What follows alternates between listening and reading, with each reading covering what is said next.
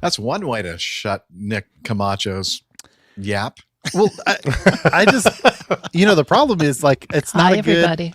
not a great solution either way. Boeing has not exactly been No, I know. the beacon of facetious. excellence, Quality. Reliability. Excellence is a good word. Yeah. Good. Hi, everybody. Happy Friday, TGIF. Happy Hey, Feast of the yes. Immaculate Hello, Conception everybody. for those who celebrate that. Oh, is that why you're wearing a jacket? Yeah, I just got back from the. He's doing a You're lot allowed of to take singing. your jacket off, He's doing a lot of singing. Yeah, I'm comfortable in it though. Yeah, I did the vigil mass last night and the noon mass today. And Was then that the back guy tomorrow from for some Thunderbirds? special- What? Virgil? We sometimes just don't really have any idea what he's doing. There was a guy in Thunderbirds called Virgil. I thought it was the same bloke. Virgil's Mass is what he's getting Yeah. at here. I think he's. Vigil. And then don't you have a Well, it's special? just your accent. And then don't you have a Not my special fault. Mass tomorrow morning, Nick? Jeff? That you Yeah, go. an archdiocesan donors mass, and then I'm meeting up with my daughter and her friend for brunch, and then Love that. back for the vigil mass for the Sunday. And then your regular And then Sunday Sunday, masses. Yeah, it's like gonna be singing. Singing. I think we better insure your vocal cords with Lloyd's of London. Yeah, they're not worth No, anything. I think you should use State Farm personally. Yeah. Okay, IHOL Box says APG is bad for your health. I had to cut the gym short for attending the show. I was trying to unlock my inner Dr. Steph's strength and already got a knee injury. Yeah, you should know better. Yeah, You cannot really. compete Wow, with that woman. Hi, Mike Kuipers. That's why she's always Mike. so sick. Well, she's had a real Yeah, bug she's this a robot. last I didn't think 10 robots days. got sick like that, but I guess they do. droids Yeah, indeed. Oh, I need to turn my recorder studio on. lights on. Oh, I'm going to be John Wayning it tonight, by the way. So What does that even mean? let's not go there. Okay, sorry I asked. John Wayning it is when you're doing it off your cuff. You're making it up Ad-libbing. as you go along. 'Cause- Ad-libbing. Yeah, because you haven't been looking at the show notes because you've been such a busy little bunny. Well, you know what I found? It doesn't Oh, make any that's better, difference. That's, Okay, cool. that lighting is very nice now, Jeff. Looking No good. one notices. Thank you. Nobody knows. Although I do notice whenever you get to a story you're a bit stuck on, you just ask me. You just go, tell us all about this one then, Nick. And I'm going, Yeah, and Let's figure that Camacho, out. you should expect the same. I was not Oh. paying attention. Yeah. Well, never mind. Forget Do you guys want to just do a quick unity test? Yeah. Unity test? Do a unity test. Yeah. Open it up. okay.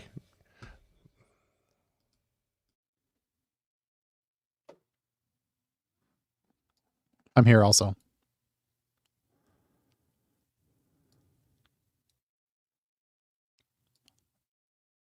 I can't hear Liz.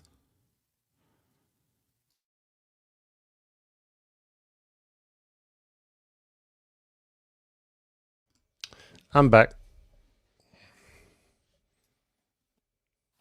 And by the way, who was it that was kind of confused when there was something blue flashing on their Unity window last week? Oh, there are always weird things flashing in my window. Well, so if you see a blue flashing thing around, well, it depends on whether you've selected that option in the settings, but that's when somebody's talking to you in a private channel. Oh, okay. And I've set mine up so it has like a little tone like a little bell that rings when somebody is talking to me directly. Ding! Ding. I want to play with my ding-a-ling. Yeah, my ding-a-ling. There's a song. Yeah. Yeah, well, he's a ding. Thought of that in a long What's wrong with my display on my Stream Deck? It's nothing but just play buttons. Like it's supposed to guess? Jeff, why is our recording button not turned red? Oh, I don't know. Well, it still it's says uploading. uploading in my neck of the woods. Please ask all guests to stay in the studio until their recordings are done uploading. What does that mean? I don't know. Oh, I'm wondering. Don't think that would have made a difference if we, like when I left and came back in. Did that screw it all up? Oh, do you think Might have done. I don't that know. restarted something? Why am I hearing you twice? Are you talking in Unity? Oh, yeah, I am. Sorry. Okay. Yeah, that's sorry. Yep, I'm not now. Okay. Let's do a quickie. Well, hi, Hall. We don't know each other that well. What I do you think want? for a quickie, you don't need to. Do you want to aim for Okay. a full show or a little shorter show? What is your pleasure, Jeff? I am perfectly happy with anything between 2 and 2.5 hours. All righty. I'd like to get through some feedback today. We haven't done much. lately. Yeah, we definitely need to. Let's don't do so many news. We'll We just got click through. great news. We'll just get through on that. I think the news sucks. No, I'm just kidding. Just talk faster. Oh, I was very I'm just proud of the kidding, news Liz. lineup today. I like Yeah. it. I like it. I agree with you. It's really, really great. Yeah, We'll right. just breeze through it. I can hear that sarcasm font in your voice. It's great, Liz. Just great. Screw Ugh. you, Jeff. Shut up, Jeff. I know I can find that. Maybe. Shut up, Jeff. Yeah, Jeff, shut up. Shut up, Jeff. See, they're all saying it. One of my favorite sound clips. Or this one. Shut up, Jeff. One of my favorite is this from Captain Nick. No, I prefer Siemens. Indeed, I do.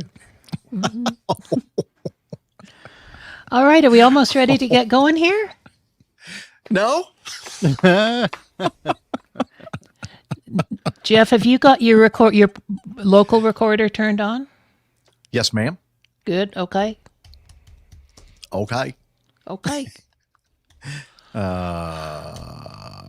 do I need to do here? I need to. I'm kind of sensing. Oh no, I don't have that in here. Never mind. That's the other computer. You've Never got your spider sense on or something. I don't know what I'm doing. Intro. Oh, anybody mention anything in the chat regarding our levels, microphone levels? No complaints, but no compliments. What do you say, guys? How's Quacho it hasn't sound? said a darn thing since we've been live, I think. He's a man of few words. He is. This He's is true. economical with his words. Which is ideal for a podcast. Oh, Tim Van Ram likes the levels, Jeff. Likes the levels. Oh, good. Thank you, Mr. Making out to the Van West Ram. Coast in good levels. Yeah. Okay.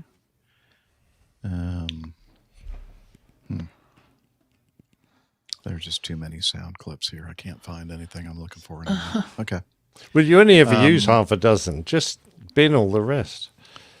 Well, then there are occasions where I could use, one. Like right now, I could use a beer.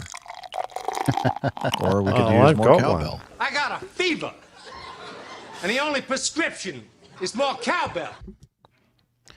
Okay. Don't you sometimes add those sound clips in post too? Sometimes. Oh yeah, I do add a lot of things in post. By the way, Right. if you're listening on the video and you've never listened to the audio podcast, I put in a lot of little. So extra he needs things. his arsenal, his library there to access. Captain Nick, I'm I wouldn't listen if I were you. listen to the show. I was Hey, going to say, you don't speaking have to listen to it. of listening to the show, I'm a couple of episodes behind on opposing bases, but you kind of took a ricochet shot in the one that I'm listening to right now, Jeff.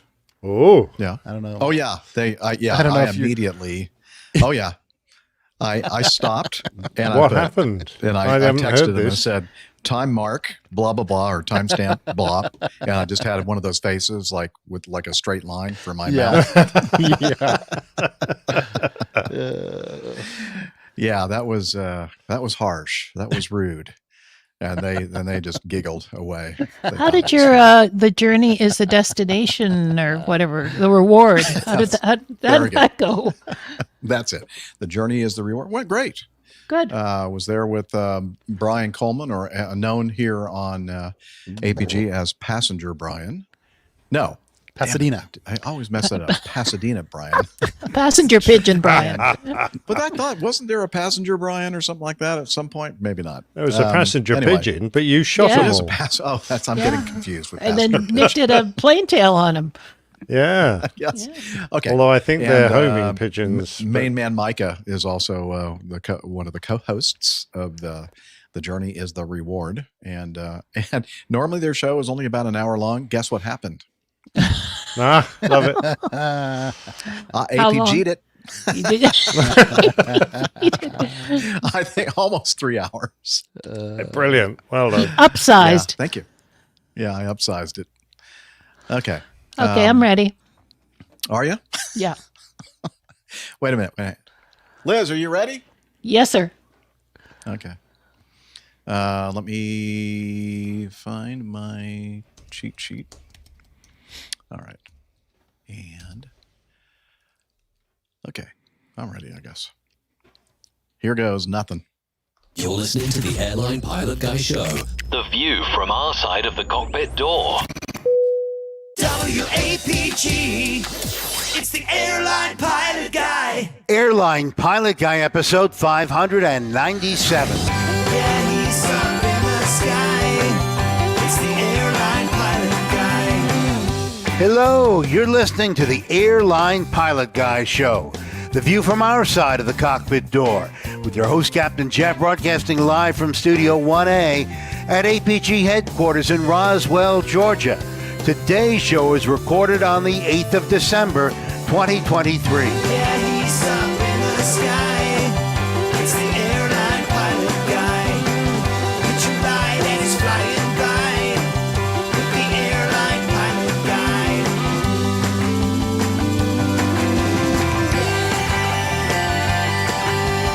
In today's episode, the EU is looking at allowing a single pilot in the cockpit while cruising. And the NTSB releases new info on February's near collision between a plane landing and one taking off in Austin. Also ahead, more news and your feedback. So get all settled in. Tray tables and seat backs in the upright and locked positions. Electronic devices powered on. I'm Radio Roger, and Flight 597 is ready for pushback. Thank you, Radio Roger Stern. He's an award-winning TV and radio reporter, currently at the #1 all-news station in the nation. 1010 wins on 92.3 FM in New York City! Welcome to the Airline Pilot Guy Show. It's an aviation podcast covering the latest in aviation news and answering your great feedback. I'm Captain Jeff, an almost retired pilot at a major U.S. legacy airline based in Atlanta, Georgia. And joining me from his studio, In Hartford, Hereford, and Hampshire. professional photographer, former RAF, RAAF fighter pilot, retired Airbus A330-340 captain for Virgin Atlantic Airways. It's our friend, the lovely Captain Nick. 8 maids are milking. It is the 8th of December, isn't it, Jeff? But you're going to tell me that's not part of the 12 days, aren't you? I'm not going to say a thing. You nailed it, man. You nailed it. But to be truthful, I'd quite like 8 maids milking. That would be good fun. I'll bet you do. And also joining us from his home studio in the air capital, low and slow pilot, A&P mechanic, old airplane enthusiast, and engineer in the aerospace and defense industry. It's Nick Camacho. Hey, Captain Jeff and crew. Glad to be able to drop in here for a little bit in between all my travels. Yeah, we're glad that you were able to drop in as well. Just don't drop anything else, if you know what I mean. And also, joining us from her studio in Toronto, Ontario, Canada, place to something stand and a place to grow with lots of snow. Retired financier, aviation enthusiast, spreadsheet master, and our producer. It's Liz Piper. Hi, Jeff, Nick, other Nick, whichever one you want to be. Hi, guys. I'm Old Saint Which Captain one's- Nick tonight. Which one's the other Nick? Whichever one wants to be the other Nick. Ah, okay. That's up to got it. them. Have a good Okay. show, you guys. Well, thank you. Bye. Cheers, Liz. She cut herself off. Yeah. All right. Well, we hear you in unity. Thank you. Yeah. Okay. Well, yeah. You guys having the same issue I'm having? I can't hear anything at all in unity. I'm going to go ahead and quit. Just kidding. Okay. All right. Let's do some news.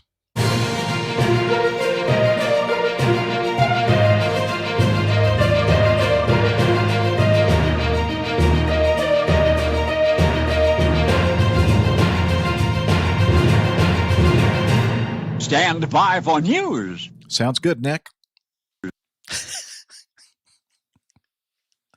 So what were you saying? Because all I could hear was the news bumper. Oh, okay. I was just saying that the recording doesn't appear to be doing any recording. In fact, Liz's recording is now complete. Oh, really? Cool. Yeah. All done. Well. Yeah. Well, we'll just have to cross our fingers and hope that the audio is good enough on the primary recording medium. Okay. Well, that gives me a chance to pull up the news. All right, here we go. Pull up the news. All right, let's start with this one. Let's start off on a down note, shall we? This is from ALPA.org, the Airline Pilots Association.org, of which I am a member for another, I don't know, couple of weeks. And it's the headline is Made in the EU, Reduced Crew Operations by Captain Ojan de Bruyn. I don't know how to pronounce that, but that's close enough. He's the president of the European Cockpit Association. Why isn't it the European Flight Deck Association, huh? Okay. I like it. Although it may not be a source of pride, a significant development is taking place right now in our own backyard. The Union. The European Union Aviation Safety Agency, EASA, and at least two manufacturers are actively pursuing the elimination of one pilot from the flight deck. Can you guess who it is? During cruise phase. Well, you know what? What's his name, Jeff? Come on. I don't know, but you know what I'm thinking? If I thought that this is really kind of a big deal, but apparently if it's just one pilot, what the heck? Nobody's going to miss that one pilot. Exactly right. Yeah. Huh, that's weird. Anyway, so let me read that sentence again. At least two manufacturers and EASA are actively pursuing the elimination of one pilot from the flight deck during cruise phase. These controversial plans have likely already caught your attention. They did mine, as they'll have global implications despite originating in Europe. So how did this all begin and what lies ahead? Let's delve into the details. Okay, I'm not going to read the whole article, but I'll read a little bit more of it, and then I'll have the rest in the show notes for you to peruse. The process of enabling single pilot operations during cruise, referred to as Extended Minimum Crew Operations, which is EMCO. Okay, I'd like to pause for a moment. Why did they make the E like a little e? I have no idea. What's the point of that? Is extended not an important word? It looks hip. I think that's exactly why. You're right, Camacho. It's just like I and iPhone, I guess. It's stupid. If anybody from the whatever organization came up with that stupid acronym thing, I think it's stupid. Okay, continuing. Manufacturers Airbus and Dassault approached EASA to investigate this matter. Under the guise of fostering innovation and facilitating the development of new technologies, the agency deemed such a proposal worthy of examination. EASA launched a work stream encompassing preliminary research into the scope of EMCO and assessment of hazards, risks, mitigations, and ultimately a review of the existing regulations to accommodate EMCO with the little e. In late 2021, the agency initiated its first phase by establishing an EMCO expert group composed of industry stake. Okay, wait. Let's just move on to the stuff that really makes a difference. The meat of this article. Tell me, Liz, where is the meat here? Where's the beef? You'd have to be an old person to understand that reference. I know you got it, and I did, and anybody. I didn't. I have no idea what you're talking about. But well, and we have a burger joint here called Wendy's, and that was a huge marketing campaign back in the 70s, probably 70s or 80s. Yeah, this little lady, like little grandma lady, and she'd go in and go, "Where's the beef?" Yeah. Anyway. sounds scintillating. It was a great marketing campaign. You'd have to be there, Nick. You just have to be there. Okay. You were probably like flying F-18s or something in Probably. Australia. I was probably in a country where you eat kangaroos. Yeah. Where's the kangaroo? Show title.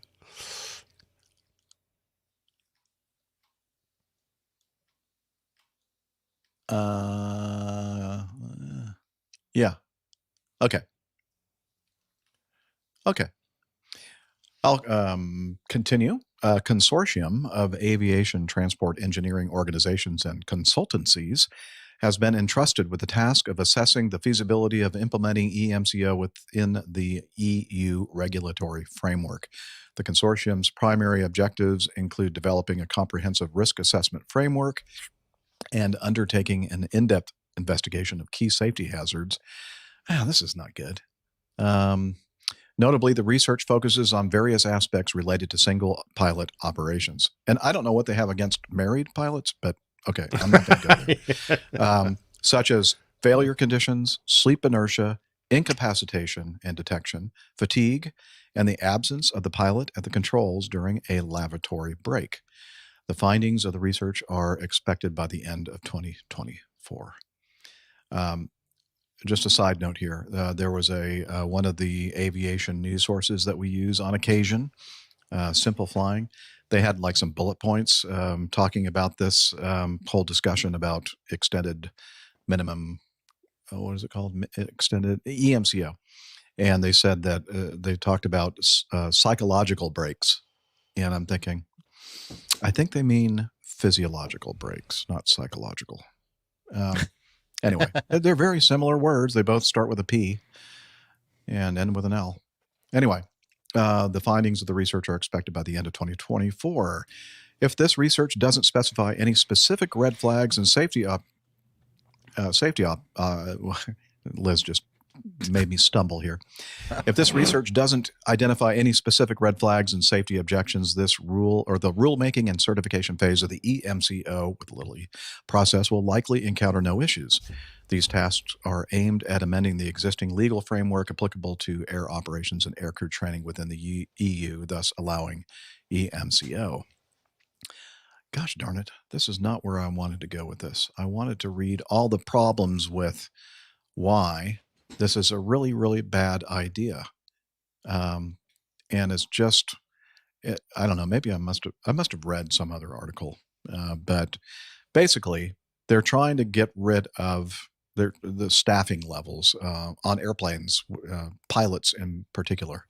And this is just, to me, like just putting the crack, your foot into the door, before it's completely closed. I don't know if that's a good analogy or not, but you get what I'm saying. It's not a good idea. And why are the aircraft manufacturers, Captain Nick, would you think that the aircraft manufacturers are so headstrong and hell-bent to kind of implement this kind of thing? Because I don't see how that's going to affect their bottom line. It seems to me that it would be something that the airlines would absolutely be wanting to do, because that means they don't have to pay as many employees. Absolutely, Jeff. But the customers are what drives the manufacturers' concepts for the next generation of airplane. So if all the airlines are going, okay, Airbus, okay, Boeing, we need you to make it cheaper for us to operate these airplanes. How about designing a cockpit that only requires one pilot? That'll halve our pay costs for recruiting pilots. So, go fix it for us. And whilst this is EU, by the way, bear in mind, Britain is no longer a member of the EU and isn't in EASA, but the European boys are certainly looking at this because you can imagine low-cost airlines with hundreds of airplanes and hundreds upon hundreds of pilots. If you suddenly halve the wage cost for all those pilots, and some of them pretty well paid, you're going to save a lot of money. So it is just the ongoing evolution, and it's driven by the airlines because they want to cut costs. But of course, it won't work unless the manufacturers give them a product which will operate safely with one pilot. Now, you and I are definitely on the skeptical side of how do you make an airplane operate safely in all aspects, in all regimes of flight, with only one pilot. And I think between us, we have discussed this, and it's inconceivable in the technology we have seen to date.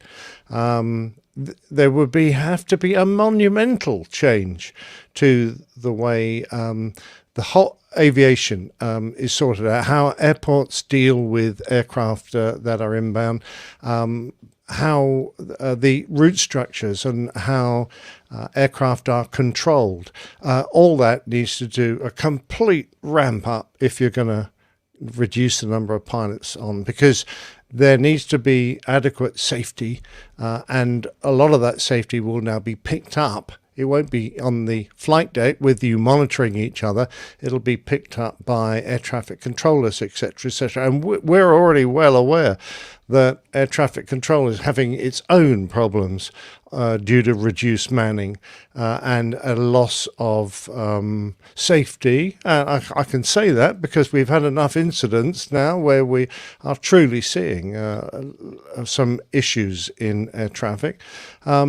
And if it continues, they're not going to be in a position to pick up any of the load that the airlines put upon them because they've got fewer guys on the flight deck, and the one pilot that might be available at the controls gets maxed out because all of a sudden he's got a major route change, he's got a fault in the aircraft, he's got disruption in the cabin. All these things can happen at once, and you can completely overload someone. Yeah, it's an interesting thing. So far, it looks like they're just investigating it, and they have been for some time because the word has been on the street that Airbus in particular, are developing aircraft that are capable of being flown by one pilot. So they're looking at aircraft that can divert themselves, aircraft that will fly completely autonomous approach, aircraft that will do autonomous takeoffs. You may get to the point where we don't have any pilots at all. You never know. I don't know. This is just the tip of the iceberg, though. Well, one thing I'd really like to say right now is, Nick, I didn't want to interrupt the eloquent narrative that you were doing there, which was awesome. But the correct use of the word fewer, thank you so much, and not less. Just a reminder to you folks out there, if you can count it, it's fewer. They are not interchangeable words. I think that's a bit old-fashioned, Jeff. I think in modern language that we use, in the modern, we've learned to interchange them. I'm not giving it up. I'm not giving it up. It pisses me off. There are a lot of things pissing me off today. Let's just make a note that Captain Nick's grasp of the English language might be a little more on point this week than it was last week. So far. That's why I told him not to listen to the audio podcast, the audio only. Okay. Now I see. I know. I'm going to have to go back and listen now, aren't I? Definitely going to listen to the whole darn thing. Yeah, I am. There's 3 more hours of my life wasted. Thanks, guys. Oh, see, not even the crew really has any respect for this endeavor. That's pretty sad. Does Nick Camacho have any commentary regarding this whole thing about reduced crew operations during cruise on extended with a little e? Whatever the MCO stands for. The only couple of things that I'll mention, obviously I don't operate Part 121 or anything, but it's not just Part 121 right now, at least in the United States and the FAA. It's not just Part 121 that requires 2 pilots. Most of the jet operations within the United States, the business jet operations, require 2 pilots. There's only a handful of types that are, that have single pilot requirements. So it's not just a, Airbus Boeing thing that drives this multi-pilot cockpit thing. The other kind of more lighthearted point I was going to make, I guess, is, I'm sure they're looking at all of these systems to make it safer, additional automation to either handle communication or better navigation of the airplane, but they're going to have to implement like a pilot relief system, right? Because you're definitely not gonna be able to get up and walk out of the cockpit if you're the only guy in the cockpit. So, or girl, gal, pilot. I don't know. Maybe that's something that they've been thinking about. So I would think there would maybe be some sort of emergency. Come on. Yeah. Think outside of the box. Yeah. Well, I think depends is one of the major spacemen and manufacturers. spacewomen have this issue, and that's how they deal with it. So, Yeah. I can just imagine you walking through the airport in your uniform and your diaper. That'll look great, won't it? In fact, I could just see that actually would make a great picture for the show. Would be a bunch of pilots walking through the airport all wearing diapers. That would show title. But to get back to kind of the meat of it, I think, and we've talked about it 100 times on the show, but it's the problem with single pilot operations is not figuring out how to make the airplane work when everything is functioning well and working right. It's, how do you manage system failures and various things that pop up that you don't necessarily. Nothing ever goes wrong. Yeah, Camacho, come on. What could possibly go wrong? Yeah, it's a dumb idea. I hope that they don't get anywhere with it. And if they do, well, yeah, you're on your own, suckers. I'm going to be out there in my motorhome driving around. Yeah. So anyway, I haul boxes. That's a great idea. The captain and co-pilot seats can be made into lavatories. They can just fly with their pants down.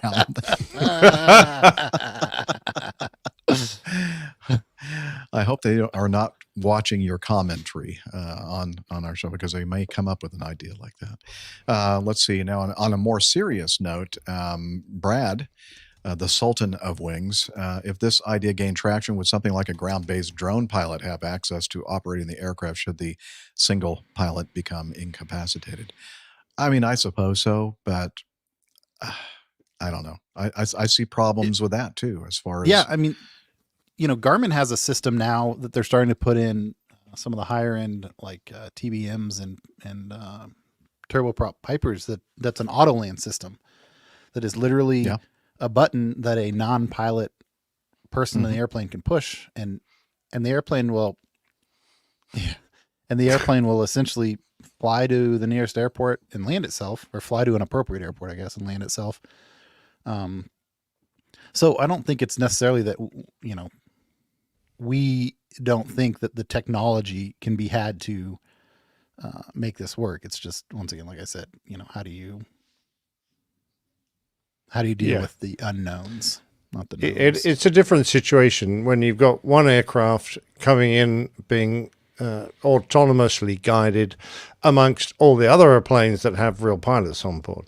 But when every aircraft is in the situation where it is under some form of autonomous guidance with limited numbers of aircrew. That's when the problem starts to arise, because it's not like one aircraft has an emergency and everyone's going to move out of his way. If every aircraft trying to get into an airport is in the same situation, there's no priority. Everyone has to make a system that will deal with just everyday problems that occur, that pilots sort out and overcome. And I don't think that there is an autonomous system at the moment that will cope with that. And as great as everybody thinks AI is, well, I just don't think it's there yet. Well, maybe exactly right. Look at the pictures that I get out of an AI picture maker. Evidence. Yeah, with one arm and 10 fingers, so. Well, arms and fingers are hard, Yeah, exactly. I mean, think about the computer and its computer brain, and how difficult it must be for the computer to grasp that all humans, well, most, I'd say 99.9999% of humans have 10 fingers or 5 fingers on each hand. Okay, I'm being sarcastic there. Obviously, that shouldn't be an issue for AI to come. Don't get me started. Too late. All right, let's move on to the next one. This from NewYorkTimes.com. An Alaska Airlines pilot, who the dude that was on the jump seat, used mushrooms, has been indicted, but not for attempted murder. A pilot accused. Okay, I just read that. Joseph Emerson is his name. Let's see. They indicted him instead on a felony charge of endangering an aircraft and 83 misdemeanor counts of reckless endangerment.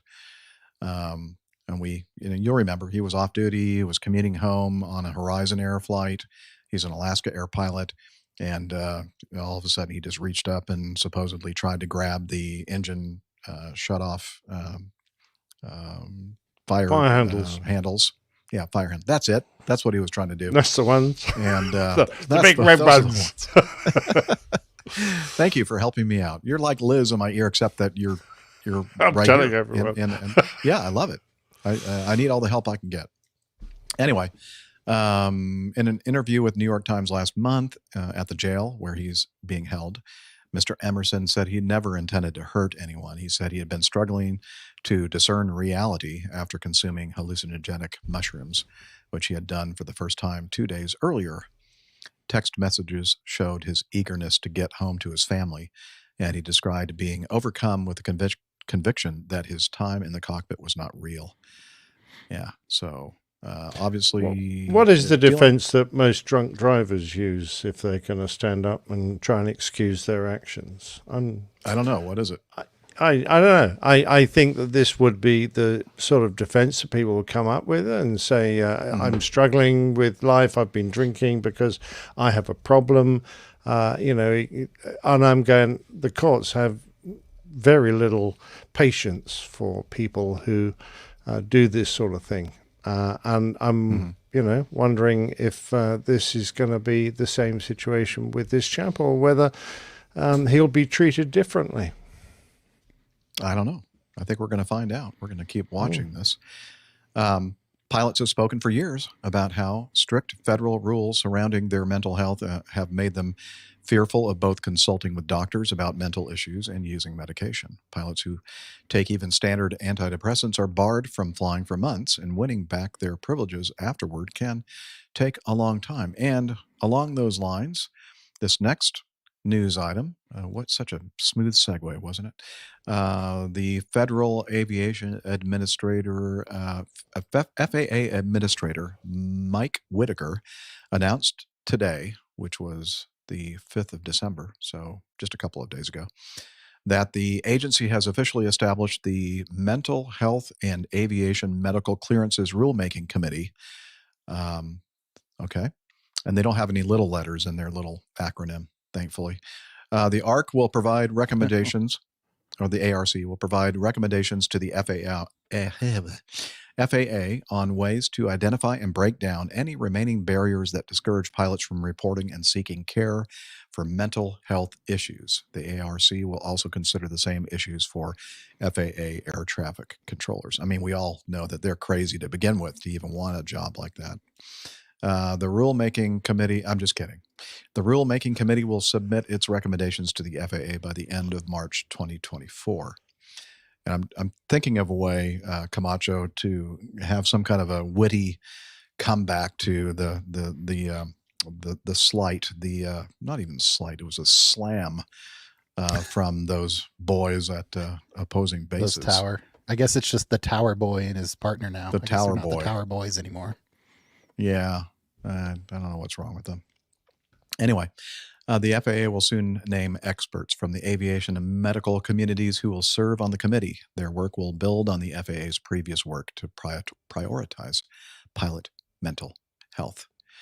All right, so what do you got, Camacho? I know you're the one that kind of contributed these articles to our discussion today. Yeah, I have cautious optimism, I think is what I would say about this. I think it shows positive motion from the FAA to kind of modernize their approach to how they handle mental and emotional health. You know, I think they're currently kind of operate on more of like a 1950s mindset when it comes to mental health, when there was a lot less understanding of it. On the other hand, the FAA has not always been the most open and accepting organization when it comes to input and change, even within their structure. And it's also very well known that, maybe it's not well known outside the aviation community, but the NTSB and the FAA are two different groups. And it is very common for the NTSB to make recommendations to the explicit recommendations to the FAA, and the FAA will not accept them or act upon them based on crash investigations or something like, I spit in your general direction. Right. Wasn't that from Monty Python? Yeah. Something like that. Indeed. Yeah, that's kind of the way the FAA. Except you didn't say spit. Oh, okay. Well, let's not say what they actually said. Anyway, I'm sorry, Camacho. So that was the crux of my point. It's a Yeah. It's a positive step. I hope that they continue to move in this direction of, and another thing is I also see comments of people saying, well, what are we doing here? We don't want a mentally unstable person flying an airplane full of 200 or 300 people. And, to be clear, I don't think anybody wants that. I think what people want is better communication from the FAA regarding, medical requirements and medical, the impacts of medical issues. And then also, being able to understand and return from having an issue. A lot of times these issues are not lifelong medical issues, but they become lifelong aviation issues because the FAA says, oh, that happened to you once. Well, you're not, you're no longer able to get a medical or get what you need to continue flying, when it's something that, now modern medicine and therapy practices have been able to overcome some of those issues, I guess. Mm-hmm. Yeah, it's a very good point, Nick. And I think the important thing you said was you don't want people. The perception is people shouldn't be flying around with mental issues. Well, what you end up with, if you can't declare your mental illness and show a willingness to go through a recovery, that's exactly what you end up with. You end up with a whole bunch of people trying to cope with mental issues and keep their medical, because they don't want to lose their job, but they don't want to lose their medical, which is the worst possible situation. They're trying to keep a lid on all this, and it can get to the point where it explodes and you end up with someone like this poor guy and his mushrooms. Yes. So what is better? It's so much better to be able to freely declare early on in your issue with your mental health that you have a problem, that you can get treatment for it, and then you can be reassessed and declared fit to go back on, and you can go back onto the flight deck as well and fit as the man beside you or the woman beside you. And so much better to have been through the system and come out the other end confident that you are now in control of yourself 100%. And I don't think people with, say a bit of stress or a bit of anxiety, I don't think they ever dip very low in their general fitness. But they once they start to recognize what's happening to them, that in itself can create a bit of a spiral, makes it worse. It's so much better to be able to seek treatment and get back on the flight deck fit and well. Yeah, and quickly, as Liz says. Yeah. Mm-hmm. Yeah, I agree. That's a great point that I meant to make. Sorry, Jeff. Is that if people think that the current state of things is, well, the FAA doesn't allow it, so it's just not happening. They've never dealt with a human being, because it's very easy to, especially something like this, where it's been well defined for decades that if you have certain things, you're not going to be able to fly. So if you are a 22-year-old kid that goes out and spends, or is planning on going out and spending a bunch of money and getting all your ratings and everything, it's easy to just omit that from your medical report, So it's not a foolproof system. No. Now, main man Micah is making the comment, the question becomes, are pilot standards being lowered? And I don't think so. I don't think we're talking about actually lowering the standards as far as competency in pilot skills and leadership skills. Are we? No, I don't believe so. I don't think this has got anything to do with that. Yeah. But I mean, it's a good question. But that would be something that they just could not, go in that direction at all. And the other thing that we could do in these cases would be just to make fun of the whole thing and say something like I Haul Boxes did. APG trivia, how many mushrooms does it take to kill an engine? Not many, apparently. A microdose, apparently. I don't know how many are actually involved. Sorry. I'm trying to, okay, you do it, Liz. Anyway, no, that was funny. I Haul Boxes. I'm just pimping you a little bit. Okay, next. Let's, I thought it would be better to blame somebody and not come up with a joke like that myself. All right. Why is my article not loading in Evernote? Great. Hey, this would be a perfect time for somebody else to tackle the next news item, since I can't read it from my... I can read it. Okay. This is the E4 one, right? Yep. This is from MSN.com. Boeing eliminated from U.S. Air Force's Doomsday plane competition. The U.S. Air Force has eliminated Boeing from its competition to develop a successor to the E-4B Night Watch, Boeing confirmed on Friday, shaking up the battle to build the next version of the aircraft known as the Doomsday plane, due to its ability to survive a nuclear war.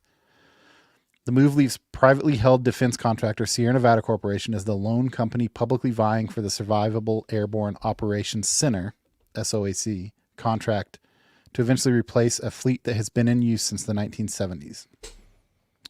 The Air Force, which plans to award a SAOC contract in 2024, declined to comment on whether other firms had submitted bids.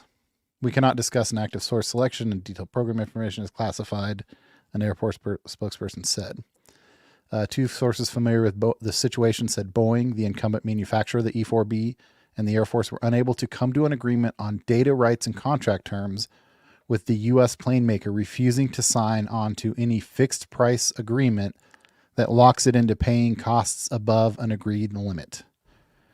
We are approaching all new contract opportunities with added discipline to ensure we can meet our commitment and support the long-term health of our business, Boeing said in a statement. We remain confident our SAOC approach is the most comprehensive, technically mature, and lowest risk solution for customers and Boeing. So I'm confused, Nick. I mean, you're in the aerospace engineering and aerospace industry. So there was another article here from Aviation Week that I threw in there as well. Sierra Nevada Corporation's underdog bid for the next U.S. Doomsday plane. And this was several weeks ago. Actually, it was back in August. And so I'm thinking, and then looking at the picture that they have in this article from Aviation Week, gosh, darn that airplane. It's a 4-engine airplane with a big hump on the top, on the front. Looks a lot like a Boeing 747. I'm just confused. I thought Boeing wasn't going to be a part of this. What's happening here? What's going on? Why am I so confused? Yeah, so it's this kind of drives towards the new approach, I think, or a more modern approach to how some of these companies are tackling these contracting opportunities. Yeah, like Jeff said, basically what Sierra Nevada is proposing is that they just go out and they buy a handful of used 747s, and then they aren't. So Boeing, is kind of considered more of a whole hog sort of company, right? They do the airframe, they build the airframe, they do the integration, and what comes out at the end is a complete product. Sierra Nevada Corporation is more of an integrator, right? So they'll buy the 747, but then they'll build and assemble and install all the systems to turn the 747 into this E4B thing. And that's not tremendously uncommon. They did something very similar on the light attack contract about a decade ago when the Air Force was looking for a low-cost light attack airplane for Afghanistan. They basically bought a Super Tucano from Embraer, and then they outfitted it with the defense systems. And so I guess what that does is it kind of limits the scope of their business system. So they don't grow so big, and they can kind of keep costs in alignment a little bit better. But yeah, so do you think it's only simple-minded people like me that get confused when they see a headline like Boeing is eliminated from the Doomsday airplane thing, and they go, well, what manufacturer is going to be used then? Is it going to be an Airbus? Is it going to be a Cessna? Is it going to, what are they going to use? That's true. But I think, keep in mind that probably what's going to happen is Sierra Nevada is going to go buy these 747-8s from some airline or freight company that is done flying them. So Boeing isn't ever going to see a cut of this contract. It's not like, it's not like S&C is saying we're going to go to Boeing and buy 5 or 8 of these airplanes. So in that way, you could, say that Boeing will have nothing to do with it. Although the airplane that they'll probably use as the framework of this airplane or framework of this project or mission is going to be a Boeing airplane. Okay. Right. Let's see, what am I missing here? iHall Boxes says, let's see, Payne Field, KPAE, is going to be rebranded Payne, PAIN Field soon. Because why? Somebody help me out with that. Because it's going to be a pain for them not to have something to do with this? I don't know. I don't get it. I'm being dumb today, apparently. Anywho. But I can see there'll be savings if they can pick up some cheap Dash 8s that somebody's dumped because the company's gone bust. That's going to be a major saving compared with taking on brand new airframes or ordering brand new airframes from Boeing. And it's a bit like buying an airplane and kitting it out as a flying luxury bizjet. I mean, in my mind, because you're basically taking an airframe and you're putting a whole bunch of very sophisticated electronics in it, like 8-track stereo and all that kind of stuff. Oh, sure, Captain Nick. Make it sound completely reasonable and logical, and make me look like a dummy. Sure, thanks. I wasn't no, trying good point, to do. I'm just doing it to myself, actually. And I was just going to also mention, that it's come up in a couple of these articles that the fixed price contract is kind of a sticking point. And that's, in my experience, most defense contracts are managed either on a fixed price basis or on a time and materials basis, right? So you go, fixed price agreement is probably what most people are more familiar with, where the government says, we're going to give you $1 billion to build us 5 airplanes, right? But another way that these companies manage them is with a time and materials rate, basically. And so they'll agree on like labor rates and material, and then have a time and materials factor, and then a labor and profit factor. And then the company goes off and builds the airplanes based on those rates. And so that gives the government a little less control, right? Because it's kind of dependent on the market fluctuations and everything. And I assume that's kind of what I assume the past few years and supply chain issues and things like that have kind of driven Boeing into that corner of saying, they probably had a lot of work lined up pre-2019, at the way things were costed and procured then. And then there was a huge shift in prices of everything. And I don't know, I have no inside information, but I assume that put Boeing and other giant companies spending billions of dollars a year, put them in bad situations. So I assume that's kind of what's driving their stance on this and why looks like they're on the outside looking in for this contract. And fixed price will seem cheaper because you know what it's going to cost at the end.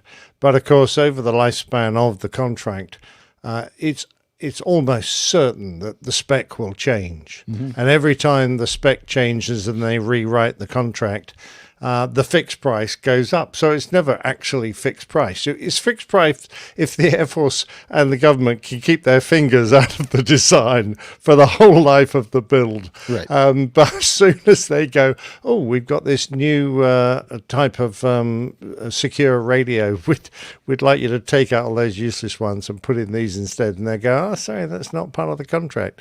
You want a new contract now, and that's going to cost you megabucks. Yep. So I think I finally have an idea now in my head regarding this whole, what the airplane could potentially look like. And I'm thinking it could look a lot like this with wings on it, right? Because Sierra Nevada. Excellent. Yeah, that would be very popular if that comes around. Almost as popular as the Duff balloon. Duff okay. beer. I don't know that reference. Yeah. Like the Simpsons. Simpsons. Yeah. Yeah. It kind of was, that kind of fell flat. Yeah, it is. It's made out of aluminum. So, I mean, it looks a little bit like I'm going to stop doing this because when I open it up, it's going to be spraying all over the place. All right. We're getting some guidance from our producer telling us to move to F for the next news item. What do you guys think? Is that a good idea? All right. Well, to listen to the producer. Well, you're the one that you suggested it, Liz. You can't say yes, it was a good idea. Well, I guess you can. Okay. This is from statesman.com. And the NTSB releases information on near collision at Austin Airport. And that, of course, was the event where the Southwest jet was cleared for takeoff, didn't roll immediately under low visibility conditions. There was a FedEx jet on final approach, and there was a near collision, I'd say. An air traffic controller on duty when FedEx and Southwest planes nearly collided earlier this year at Austin Bergstrom International told federal investigators he expected the passenger airline to take off quicker or more quickly, avoiding the incoming FedEx plane he had instructed to land on the same runway. The planes came within 100 feet of each other that morning of February 4, avoiding a collision when the FedEx plane's pilot aborted his landing, according to the federal report. The incident, often cited by government officials advocating for improvements to the country's air safety system, put the lives of 131 passengers at risk. 3 days later, the controller, I'm not going to use his name, sat down for an interview with National Transportation Safety Board investigators to discuss the near collision. The 13-year traffic controller described having an expectation bias with Southwest because during his more than 4 years at Austin's airport, Southwest crews were typically ready to take off as soon as they got permission. Recalling the circumstances around the incident, Campbell said, he said, definitely could have held them, suggesting he could have directed the Southwest crew to wait. The expectation bias was being what it was.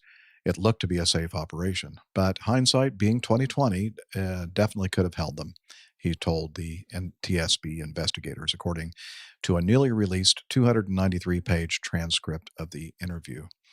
They also, the NTSB published 3,000 pages of documents, including the transcript and other materials.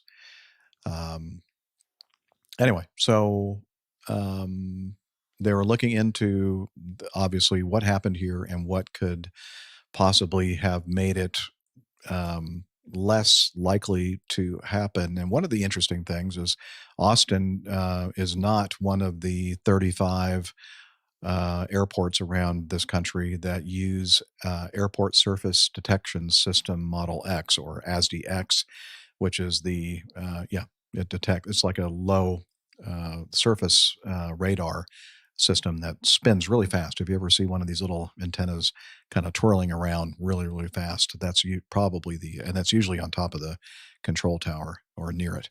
It's called the ASDX, that kind of keeps track of all vehicles and airplanes and everything else on the surface of the airport. And they don't have that. And I'm thinking that that's probably something that's going to be implemented there. And then also they mentioned the fact that the staffing levels were not great. Not as many people that could have been on duty at the time. I'm not saying that correctly, but the staffing levels have been an issue with air traffic control, as Captain Nick has just mentioned a few minutes ago, regarding staffing levels for all aviation related endeavors. So that's the update on that. Anything you guys want to say to contribute? Okay, good. Oh, Captain Nick. No, I was just moving my lips. Sort of just exercising. It just reinforces what we guessed was the situation when, hello, can I have a beer? When we discussed it the first time round, really, so it's nice to see that we were more or less on the right track. It's always good when we're even anywhere close to being on the right track. Indeed.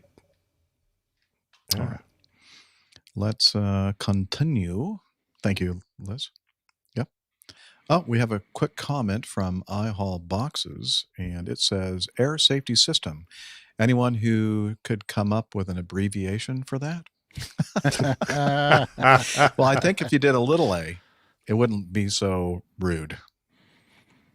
And by the way, Liz I was going to say you could do a big A, and then the rest of we call it APG with a little a, APG. Yeah, you got Mercado on the phone, our brand ambassador. He's already working on the changes.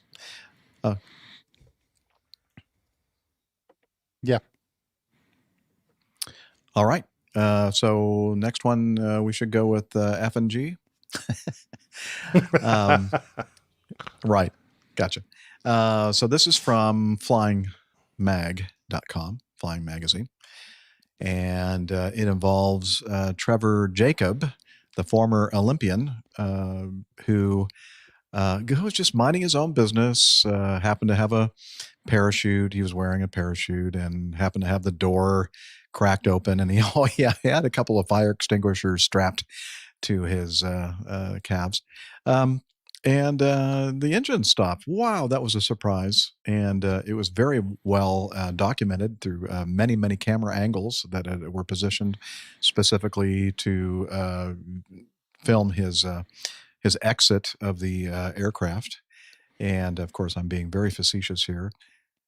Yeah, so he is 30 years old. He gained notoriety, when he filmed himself bailing out of his Taylorcraft BL-65, which is in itself a terrible thing that happened here and destroyed a beautiful airplane. Anyway, so according to, let's see, what's the meat of this, Liz? Sentenced to 6 months in jail. And anything else that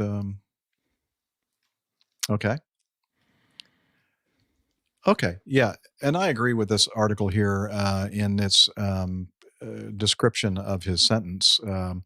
This is from Crime in LA. No, it's LA Mag, LA Magazine. After receiving a lenient prison sentence, I agree. Olympian Trevor Jacob posts a YouTube video bragging that he got his pilot's license back, but the FAA says otherwise. Wait a minute, not so fast. Let's see. They talk about the fact that him making this video, claiming that he has his license back, could land him in more trouble. Let's see.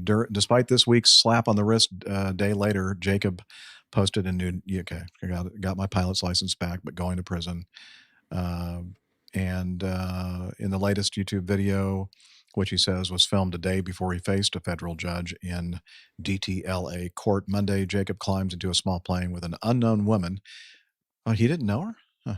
And says into the camera that he wanted to wind down before the sentencing. At one point, a dog appears in the woman's lap as he flew, and she blurts, "I feel so safe flying with you. You're not going to jump out of the airplane, are you?" Despite being in a plane piloted by a man the FAA says does not have a license. On Wednesday, Stephen Klum, a spokesperson for the Federal Aviation Administration, told Los Angeles the magazine, Jacob's pilot's license is still revoked. The U.S. Attorney's Office for Central California had no comment when asked if Jacob could now face new charges in connection with the new social media post. Yeah. So it sounds like he's determined to put himself in jail for a while. I noticed, Jeff, that he wasn't actually found guilty of all the things we assumed he would.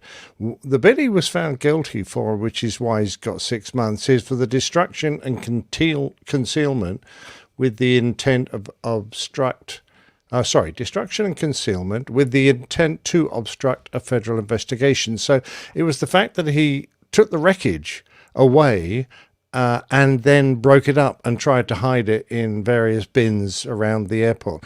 It had nothing to do with the fact that he leapt out of a serviceable aeroplane for a stunt, which left the aircraft out of control. It could have landed on someone or destroyed property down below because he had no idea where it was actually going to arrive. So I don't know whether that bit has now been forgotten or whether he's going to come up on further charges regarding that. That hasn't been made clear. Everybody does that kind of stuff, though, Nick. Yeah, fair enough. Don't worry about that. My guess would be, and I have not been following this. This disgusts me so much that I have just ignored basically everything. Very sensible since the last time we talked about it. Yeah. But, generally how our judicial system works is that when people plead guilty to something, oftentimes they do that in exchange for something, right? They get something. And I would guess that there was some concern on the states side of things, like the attorney general side of things, about being able to prove his guilt. Yeah. And prove his intent and make everyone on a jury believe him. And going to a jury trial is a long, expensive process. And, in the fact that before he pled guilty to this, now he's saying he did it intentionally. But, back when it first happened, he was, my recollection was he was either non-committal about it or was saying that he didn't do it on purpose and all that sort of stuff. And so, if I had to guess, it was just, the attorney general saying like, well, this is a slam dunk because he's admitted to, moving it and the destruction of evidence and stuff like that. And that's probably why it ended up this way. Yeah. I'm curious to see what happens regarding this new revelation. I haul boxes. I have to find the window. Has another comment. Prison guards. I'd check for files in his pant legs. Yeah. Yeah. Make sure you do a good pat down on this guy. Yeah. The files would be easier to hide, I think, than the fire extinguisher bottles. All right. Let's continue with this last item in our news segment for 597. This from AvWeb. We talked about a story not long ago, a couple of episodes about Vans Aircraft, manufacturers of the Vans RV, actually home-built company. They filed for Chapter 11 protection while it reorganizes with the goal of maintaining existing services and emerging as a solvent company again. So, Nick Camacho, you're the person that dabbles in, not dabbles, but is kind of an expert in general aviation and home builts and light airplanes in general, and working on them and maintaining them and all that. What do you think about this? Do you think it's a good thing that they're getting this protection? I don't know. So we have over here in the show notes, we have the actual announcement from Vans. I also found an article from AOPA where they talk about some of the details of the bankruptcy. And, just to refresh everybody who didn't listen, I think it was about 3 weeks ago we talked about this, maybe 4 weeks ago, something like that. Something like that. Yeah. Vans made a couple of decisions due to rising parts and manufacturing costs that kind of bit them. They where they make their quick build kits, I don't know if they changed primers or what, but they had an issue with a primer that ended up being corrosive and causing issues with a number of quick build kits, and that kind of put them behind the 8 ball. And so then to try to catch back up or increase their pace, they changed manufacturing processes on how they made some of their parts to a laser process, and that caused more issues.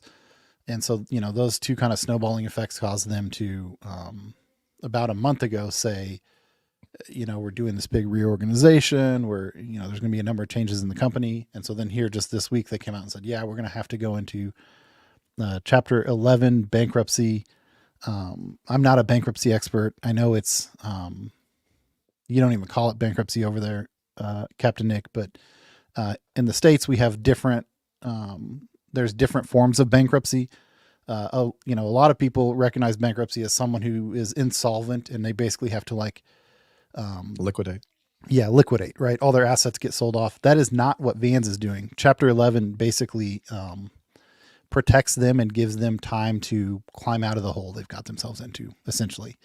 Now, whether that's going to work or not, I don't know. A couple of things that I read in the AOPA article, it says the 51-year-old Oregon firm will immediately raise kit prices about 32%, and parts prices are likely to rise even more than that, company officials said. And then right after that, it says customers with kits on order will have the option of paying the new higher prices or canceling their orders and seeking refunds through the bankruptcy court process as unsecured creditors. Such creditors typically receive only partial refunds. So, the best way for Vans to get out of this, obviously, is to sell a bunch of airplanes and build a bunch of airplane kits and increase their revenue. They do have a avenue to do that. You know, a couple years ago they had the RV-15 at Oshkosh and kind of making the show circuits, and it was an incredibly popular prototype. And there still is a tremendous buzz for that airplane, and everyone was talking about it being the day it came out, it was going to be the most popular experimental amateur built airplane, and you know they were going to sell 1,000 kits on the first day and everything. Well, now, you know, I think you look at 32% is a significant price increase. And then, you know, it's puts these people who have ordered kits in a horrible situation. You know, if you've spent, you know, a handful of thousands of dollars as a deposit on a kit, and then they come back and they say, man, off the top of my head, I don't know what the kits cost anymore. About 10 years ago, they were in like the $30,000 to $40,000 range. So if a kit these days is going for $40,000, you know, they're essentially adding $10,000 to $15,000 onto the price of the kit. So not insignificant. That's for sure. And, you know, and then your option is basically like lose the money that you've already put into it, or put even more money into this company that is literally in bankruptcy right now. It's, I think it's going to be a tough hole for them to dig out of. Oh man. Well, I'm hoping that they will. I know everybody out there is. Yep. I think so. All right. Well, thanks. Yeah, Nick, before you go, well, here, let me do something here that we, as part of our show, we do this little bumper, getting to know us, the part of the show where we kind of get caught up with what everybody's been up to. And just quickly before you go, Camacho, could you tell us what's been happening with you? Is he gone? Nope. Sorry about that. Not a ton. Okay. When did we record last? Was it a week ago Friday? All right. Well, in any case, I've been, you know, doing some holiday stuff with the family, and then I was in Phoenix this week for work. Ended up having a chunk of time on my hands before I flew out, so I tried to hook up with Rick, but as Jeff is aware, he's a tricky guy to track down, and I think I just missed him by a couple of days. Say again? He's elusive. Yeah, he is. And in his defense, I didn't know, you know, when I travel, my itinerary is generally dependent on how things are going work-wise. So I'm always hesitant to reach out ahead of time and line things up. So very fluid. Yeah. So it's not like I called him 2 weeks ago. I think whatever day it was, one of the days this week, Wednesday, I think. All right. Well, I messaged him at 10 and I said, hey, I've got 3 or 4 hours. Do you want to meet for lunch? He said, well, unfortunately, I'm in a different part of the country right now. So, right. What's your point? So yeah, I think I've got another trip next week for work, and then that'll wrap it up for me for the year for my traveling. Hopefully unfortunately, I have done a higher than normal amount of traveling for work the second half of this year, which has been fun. I'm involved in stuff at work that I enjoy and you know, provides me fulfillment. But at the same time, man, it is really slowing me down trying to get my airplane flying.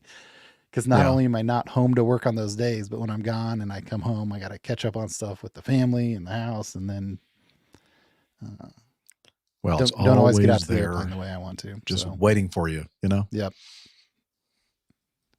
Yeah. Yep. Well, one of these days it'll probably slow down a little bit, and you'll have a chance to. I promise you, Nick, it doesn't. I'm trying to be encouraging, Nick. Just gets worse and worse. And I'm just waiting for Captain Jeff to retire and then drive his RV out here to help me catch up on stuff. I am retired, but as Captain Nick and Liz can attest, just because you're retired doesn't necessarily mean everything gets easier and more relaxed. Now life goes on. A good example of that. I am looking my dad.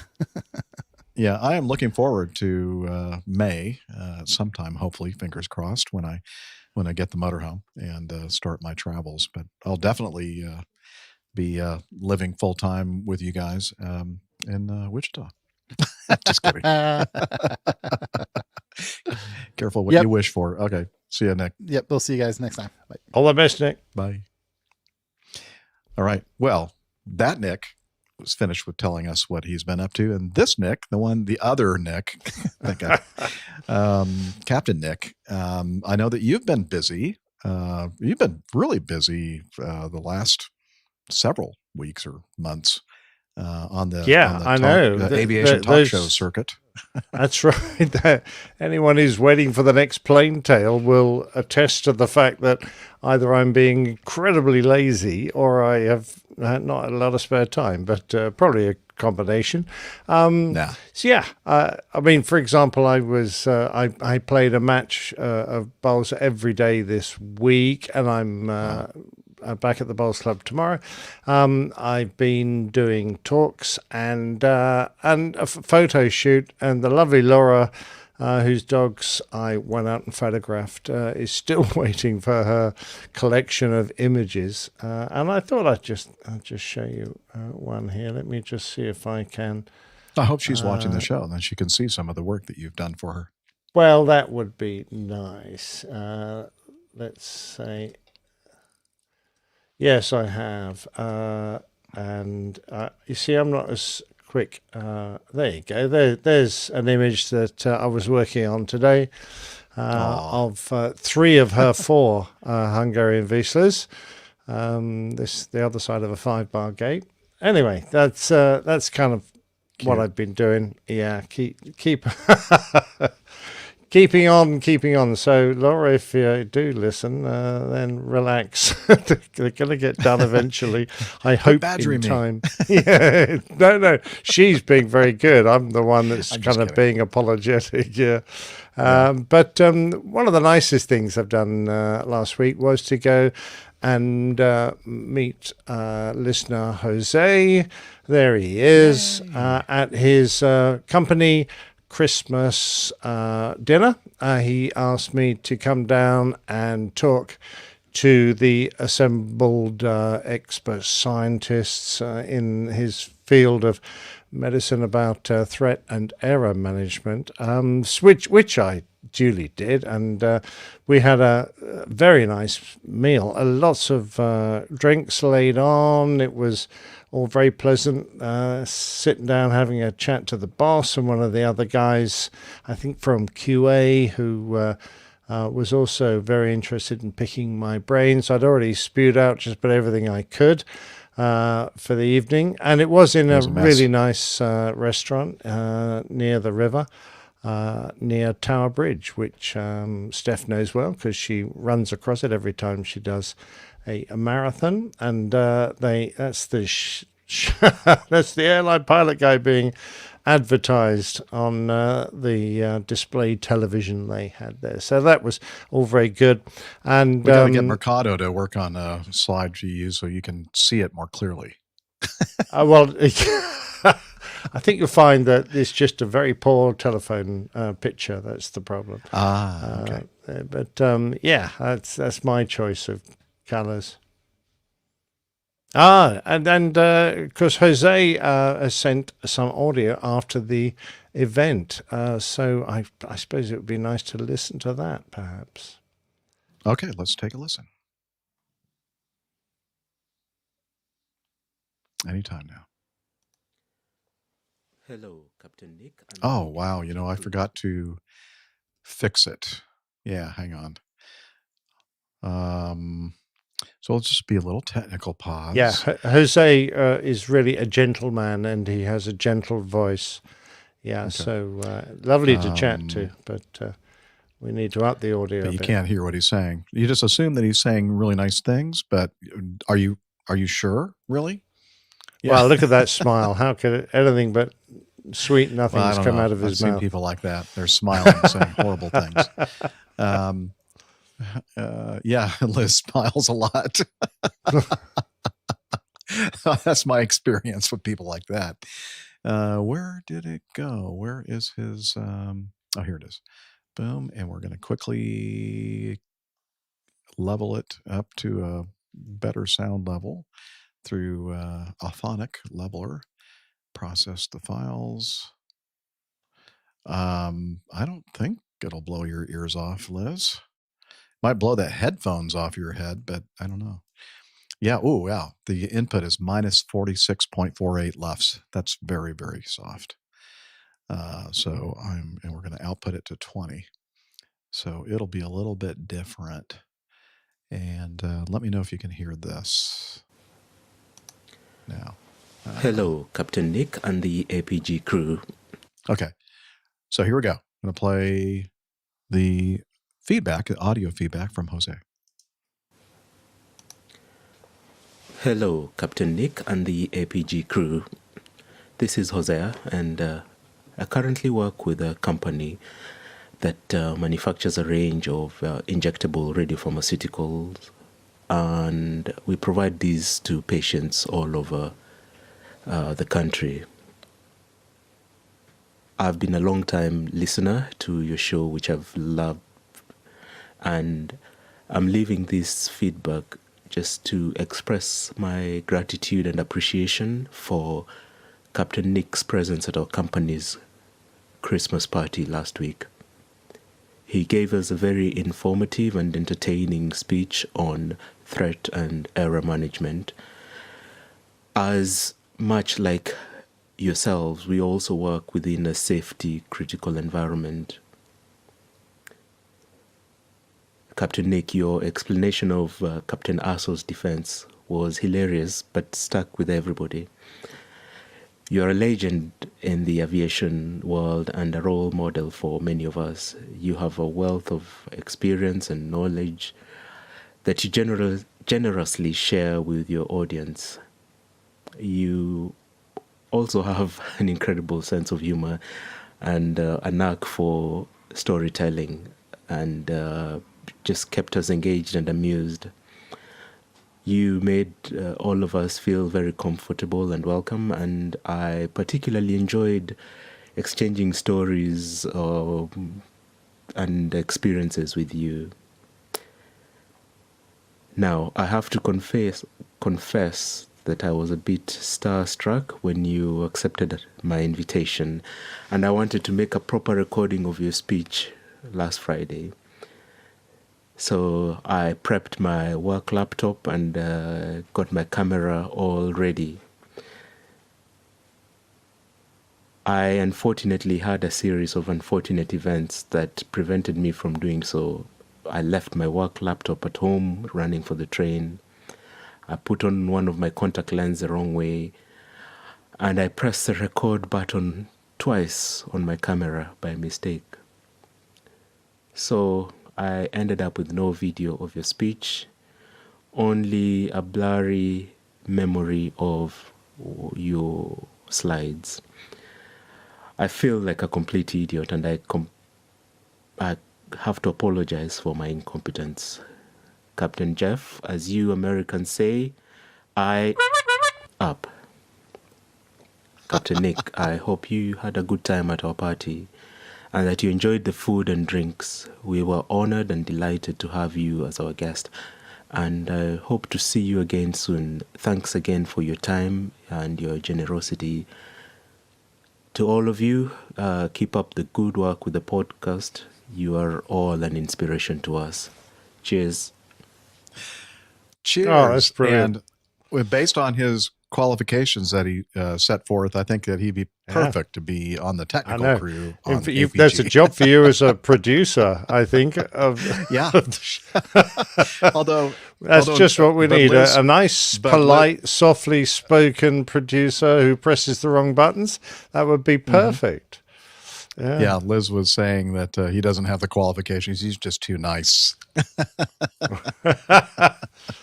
It was an absolute pleasure, Hosea. I wasn't sure quite how to pronounce your name, and I was too embarrassed to ask. But you have added an A, I think, Hosea, after your name. So I apologize if I didn't get that quite right when we were chatting. But it was a lovely evening. And I think some of the younger elements in the audience caught on to the name of Captain Asho and thought I'd said something else. So when I mentioned the Asho defense, they all burst out laughing, which I thought was perfectly appropriate. Any APG crew would have done the same, yes. Exactly yes. right. It was fun. Very nice. And I met some very interesting people. There's no doubt about it. Including I think one of the big bosses came down, who's a clinician who seemed much more like, that's the gent, who seemed much more like a pilot than a scientist, because he said his job is really to translate what they do in the industry in his company, and then talk to the doctors about it and sort of explain. I was fascinated by it. You know, these guys who build this or create this radioactive material that gets injected in your body.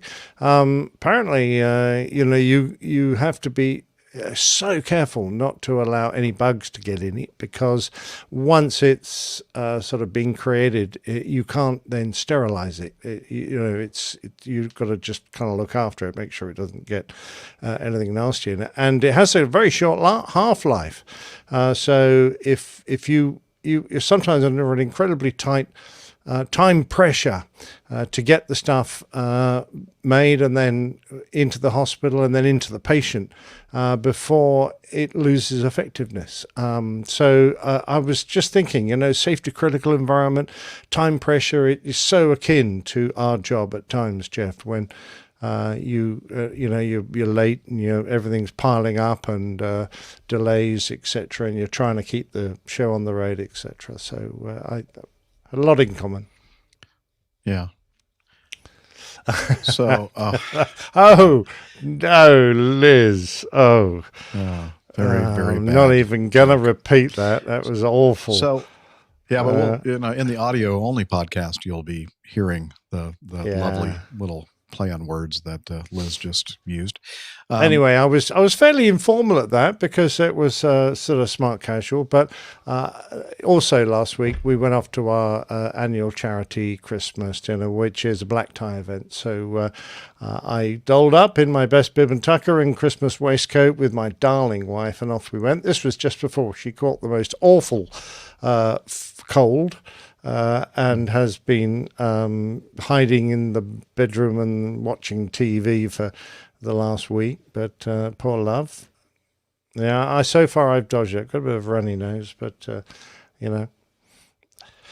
exactly. Yeah. Thanks for that. Yeah. So when you said that boss man there at that talk, the radioactive talk that you gave, so you said something about him, kind of acting like a pilot. So what you're saying is he talked really loud, drank heavily, and belched a lot out loud? Is that? And told great jokes. And told horrible jokes. No, that sounds like a pilot to me. Yeah, it sounds just like a pilot. Yeah. Whereas he didn't complain about his pension, Liz, but it was a very pleasant evening, good company, and very nice of Jose to invite me. Yes. Hosea as well. Yes, indeed. All right. Let's. Well, now, you been singing, talk Jeff? About the cover art first, or oh, sure, yeah, okay. I can't even remember what it was. Oh, yeah, we had an airplane that touched down in a field of soy field, soybeans. Soybeans, and then smashed through a fence and then got airborne again, which I thought was pretty remarkable. So this doesn't have the show title on it, but I think we called it. Let's. It was that. There you go. A saucy landing. There you go. Yep. So that's our best rendition of soy sauce, because that's what you get from a soy field, I gather. Well, eventually, yeah. You have I to don't think the foment bottles it. are actually out there like that, really. Oh, I But don't know. They have a little soy plant growing up inside them, and that makes the sauce. I don't know what's wrong with that. Okay, that's exactly the way it's done. Thank you. And there's an APG soy on that first bottle. Can you see it? Okay, let's see here. I'm going to try to... Come on. Why is this not... I'm trying to zoom in on this thing, but it's not working. Oh, no. Come on now. There we go. Oh, here we go. Where on the... Oh, I see. Yeah, it's an Acme It's logo. Acme, yes, indeed. Okay. Acme soy sauce. Now, move to the bottle of the right, onto the right. Okay. We just move right. Don't have to come out. There we just sit. Keep going. This one? Okay. Next one, next bottle. Right. Okay. On the label. Stop. There Which you go. one? Top left. This one? No, the left-hand bottle now. There you go. See the number on the label? I see a 5. There you go. So, and the 4. middle bottle, similar place. Oh. Are you kidding me? 9. Yeah. There you go. And the next bottle along. At the bottom 6. this time. There you go. Okay. For those who are looking for see. the show number. Yeah, well, I'm not going to luck. dwell on It says that. luck. Yeah. Good luck to you. Yes, that's right, Liz. Luck. It's not what you said. Yeah, it was just a very strong implication. Exactly. Oh, Yes, well, that was a bit of very fun. nice. But I think I'm going to have fun with cockpits and toilet seats and pilots and diapers, unless you come up with I'm sure you something. will. I hope you're just talking about the artwork and not Well, in yes, real life. yes. Now, how was your singing, Jeff? Oh, it was just lovely as it always is, Nick. Thank you. Sang over the weekend, last weekend. And I actually have been singing already, even though it is not yet the weekend of the 9th and 10th, because this week in the Catholic Church is a big feast day today, which is the Immaculate Conception of Mary. And I'm celebrating with you guys. Yeah. And so I What do sang you the eat Vigil on Mass. this big feast day? Whatever you want. Yeah. Drink a lot of beer, Sierra Nevada. Okay, you feast on beer. Okay, fair enough. Yeah, it's just a feast day. It's just a way that the Catholic Church characterizes these important days. And so I sang today. So I sang at the 7 o'clock last night, the 12 o'clock, the noon mass today, then skedaddled out of there and headed over this way and cranked up all the gear for today's show. And so it's Friday afternoon as we record. And this weekend's going to be full of a lot of singing as well. I'm going to be able to, I'm going to sing at 1, 2, 3, 4, 5, 6 masses. Wow. On Saturday and Sunday. And I'm going to meet up with my youngest daughter, Natalie. That's masses of masses. It's a mass of masses is what it is. And yeah, and I'm going to meet up with Natalie tomorrow. Oh, that'll and her be friend Hannah. nice. That's great. Yeah. Well done. So looking forward to that. Yeah. And then I'm not going to be able to do much work on the editing of this until probably Monday. So I'll try to get it out by the end of the day on Monday, if possible. I'll do my best. Okay. And let's see, my mustache is itching, my lip. I can't stop it. I don't know what that means. I know like your ear is itching. That means that somebody's talking about you. I don't know what, If your mustache nose itching itches, you're going to shake hands with a fool. Okay, but it's not my There's something nose. It's else. right here. It's almost my nose. No, I don't know what's going on. Anyway, let's not dwell on it. Too late. I know I'm the one that brought it up. Sorry. So on Wednesday, I was a guest on a podcast from a couple of our longtime APG community members. Main man Micah is one of the co-hosts of Brian Coleman, or Pasadena Brian, as we know him here at the APG. And I learned something Anyway, let me try to keep my thoughts straight. He is the host of the Journey is the Reward podcast, where he goes through accomplishing his lifetime 1K status with United Airlines. Anyway, he accomplished that several months back, and now they're continuing the podcast and talking about all kinds of things related to that world of what do they call that? Those kind of programs, frequent flyer rewards programs, that kind of thing. And anyway, they asked if I would be a guest on their show, and I was telling Liz before we started today's show recording that usually their show is, I don't know, around the hour mark, I think, maybe a little bit more.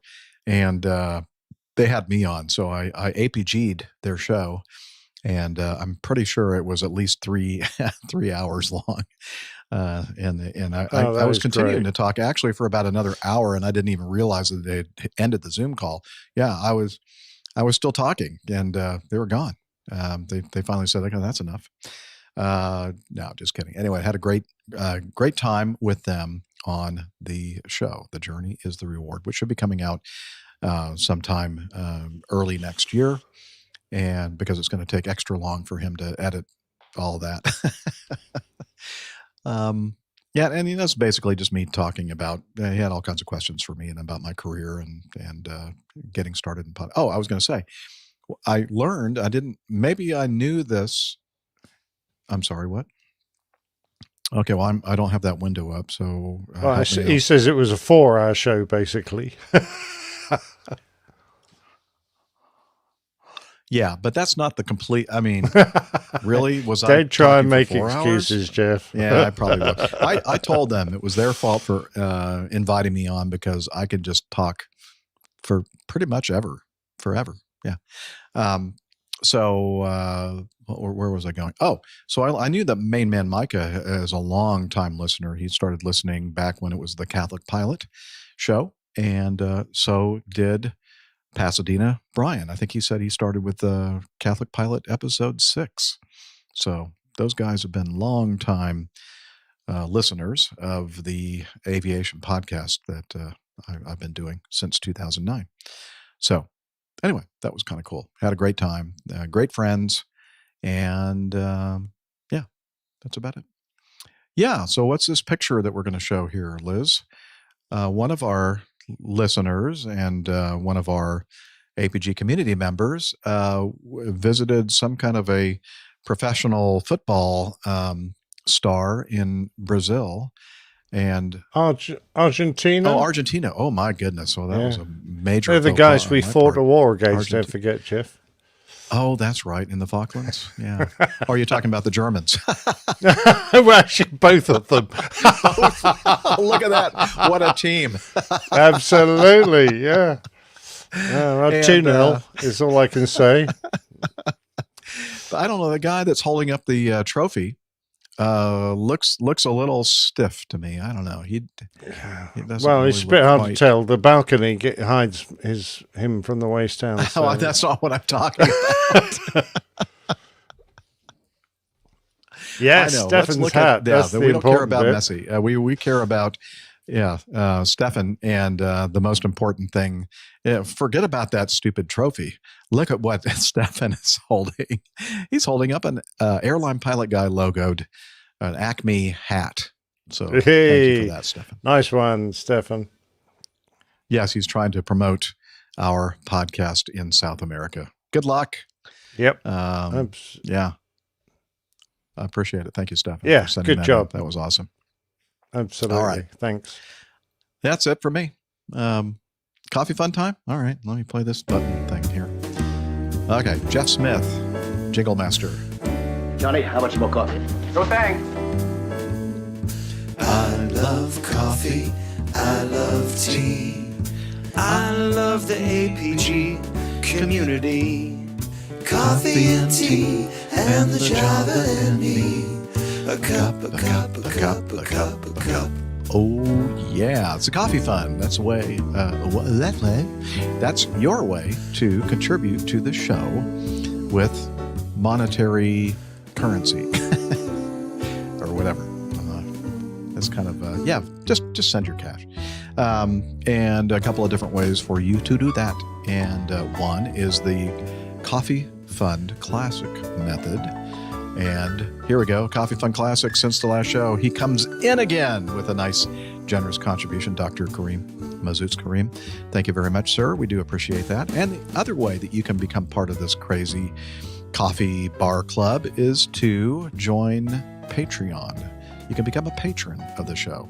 And since the last show, we have a new producer. His name, now we're going to try this, Rick Kowalczyk. You're saying Kowalczyk?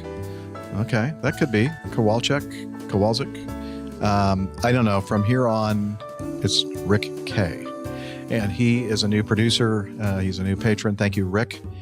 I believe he sent us some feedback as well. So we'll be hopefully playing your feedback today. So if you're interested in joining this great group of folks, head over to airlinepilotguy.com/coffee. You'll be glad you did, and we will too. Okay, Liz is stepping away, but don't tell anybody. So while she's stepping away, I'm going to play this feedback bumper.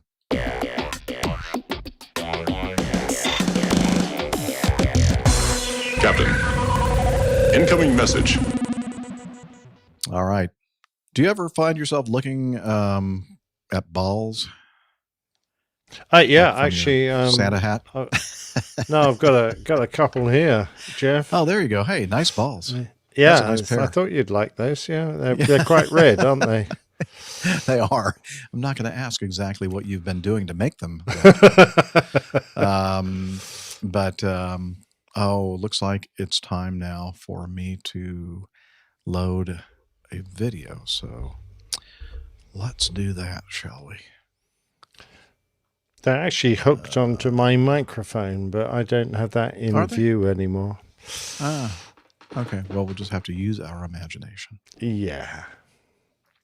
Okay. Videos. And what is this again? This is the gospel singer. This is a good one.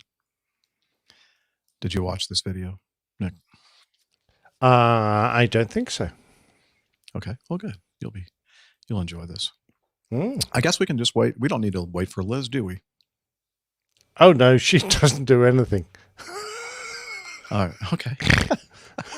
Well, she does. No, she makes all now kinds she's of not snarky, here. She makes all kinds of snarky comments and stuff. Yeah, and they yells at put us. you off and make you not speak when you're supposed to. Exactly. Yeah, and right in the middle of talking, she'll start talking to us. Yeah, to see if we can continue our sentence put us without off. saying. Yeah. All right, so we're going to start off with this from Robert Tucker, who we like to call.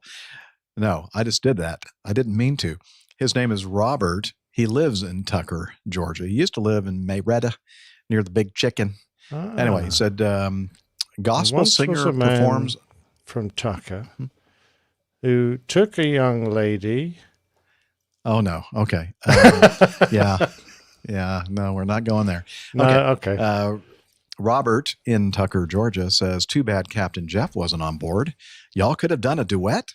No, this is not really my style of music, but thanks for thinking about me, Robert.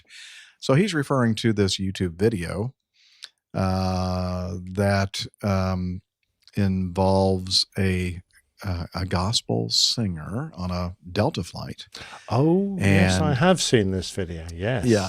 Her name is Bobby Storm. I'm sure that's her real name, who claims to have been nominated for 2 Grammy Awards. And the reason why it says claims is that, well, the group that she sang with was nominated for 2 Grammys, but she wasn't, individually. So, I mean, not to take anything away from her. I'm sure she's a beautiful singer. But she was, let's see, this is from 1 Mile at a Time. And the writer of this says, I'm sorry, but this is ridiculous. An apparently well-known gospel singer started performing on a Delta flight. And when she got called out by the crew, she kept being argumentative and blamed it on God. Well, who else could you blame it on, right? Well, if you're a gospel singer, that's it. That's the ultimate. Yeah, and he goes on saying, talking about Bobby Storm, and claims to have been nominated for 2 Grammy Awards, took to her Instagram account to share what happened on a recent Delta flight. Let me emphasize that this video wasn't posted by a third party, but rather she posted it directly, because I guess she doesn't actually see how this interaction doesn't make her look great. And I agree with that. So we're going to go ahead and play this for you and see if you agree with his characterization. Okay, she's in the aisle, walking up to the front, apparently to be in, front stage or whatever. And the flight attendant basically says, "No, you need to go back to your seat." It's right here, babe. I am. Okay, so have a seat. her seatmate So video. watch me bless him. So I used to sing on planes a long time ago. I just found out I'm up for 2 Grammys. My very first time, you guys. Oh yeah. My name is Bobby Storm. Bobby Storm. And I'm up for 2 Grammys. I sing for the Lord, and my song is out on all platforms. It's called We Can't Forget 'Em. Michael McDonald cleared it. Warren G is on the original record as Name well. dropping. It's with Regulators. I want to share this with you guys. I wanted to do it when I first got on the plane, but I was like, I haven't done this in a while. I've gotten to the next status, so. Are you able to be quiet? But they're enjoying it. So while we're sitting here, could I please? I'm not enjoying it. So I'm asking you, can you be quiet? Okay, well, I find that up. That's a yes or no answer, please. Am I going to go to jail if I don't? Can you please answer my question? Are you willing and able to be quiet right now? I'm doing what the Lord is telling me to do. I'm asking you a question, yes or no. I'm your flight leader. I need you to follow my instruction. Okay. My instruction for you to answer my question. Are you able to be quiet What do you guys think? I'm asking you, ma'am. I'm asking you guys. What do you guys Okay. think? If you're not able to follow my instruction, you will not be taking this flight. Okay. Are so you that's able what I to was be asking. quiet? If that's the case, then that's fine. If you were the So that's person yes? in charge of it all. I'm your flight leader, yes. If you're the person in charge Okay. of it all, then that's Okay. fine. All right. Thank you. I'm not clear if this is like So I'll in sing it flight on the or low for y'all that they're are still on the ground. If that's okay. Well, I'm assuming they're on the ground, We can't forget Okay. 'em. All right. but And you can it download sounds like they're flying. I don't know the issue. Yeah. No one else has ever had an issue, but it's Father. She's gonna sing it. For each day in my life, I realize I don't need anything. I need you by my side. Shine your light, I follow. Oh Lord, I try to pretend I can do without you, but I'll be out of my mind, doing things my way, losing faith, just living life blind. But I don't want this life no more. Oh Lord, regulate my mind, my heart and soul. I keep forgetting I've been Most of the other passengers are just looking straight ahead and not looking at her, going, maybe if we don't look at her, she'll stop singing. forgetting we gotta learn the hard way. I keep forgetting we can't forget It is embarrassing. I'm embarrassed for her. So just so you know, if you're on this flight, you have been, thank you so much. You gotta clap on the low. I know. Thank you Which so is much. basically asking them So to clap look for up her. Maverick City. Maverick City has an album out right now. They Oh, now she's are advertising a her album. gospel group, and Yes. I have been blessed to be a part of that album. That's called We Can't Forget Them. Yep. Now, I see some people looking at her now and they're smiling and shaking their heads. I think it's because, oh, thank God, she finally stopped singing. They can't accept it, but I'm here to spread what God needs me to spread. I'm here to spread that because that's what's gotten me where I am. I quit my job in October of last year. Well, I don't know. Most and people I on just airplanes went to out get to by another faith, place. And now but here I am. So remember the space. And perhaps chase she's the storm, helping them all right? get All there. the I don't know. OBIs, storms like the weather. Thank you guys for sure. Thank you guys. And Bobby, you're a what now? A 2-time Grammy nominated? Yes, just as of today, 2-time Grammy nominated with Maverick City, the Maverick Way. Thank you. Thank you. Okay. Okay. So that was painful. And, I thought that flight leader, the head flight attendant, the purser, did a very nice job. He wasn't rude. He was basically saying, you need to sit down and you need to stop talking and singing. And I guess he just finally, pardon me? Oh, I haul boxes says, so the engine is on fire. Who's voting yes for an evacuation? Exactly. Yeah. So let's take a vote. Let's see who really wants to evacuate the aircraft and who doesn't. And whatever we come up with, that's what we're going to go with. What else was I going to? I think there was something else I was going to read from that article. She claims that Delta has apologized to her. With the initial video, she asked her followers to reach out to Delta to express outrage at what happened. In a follow-up video on Instagram, she explained Delta executives reached out to her and apologized, and they're also fans of her. I think he means fans of hers. She doesn't want this man to be reprimanded where he loses his job.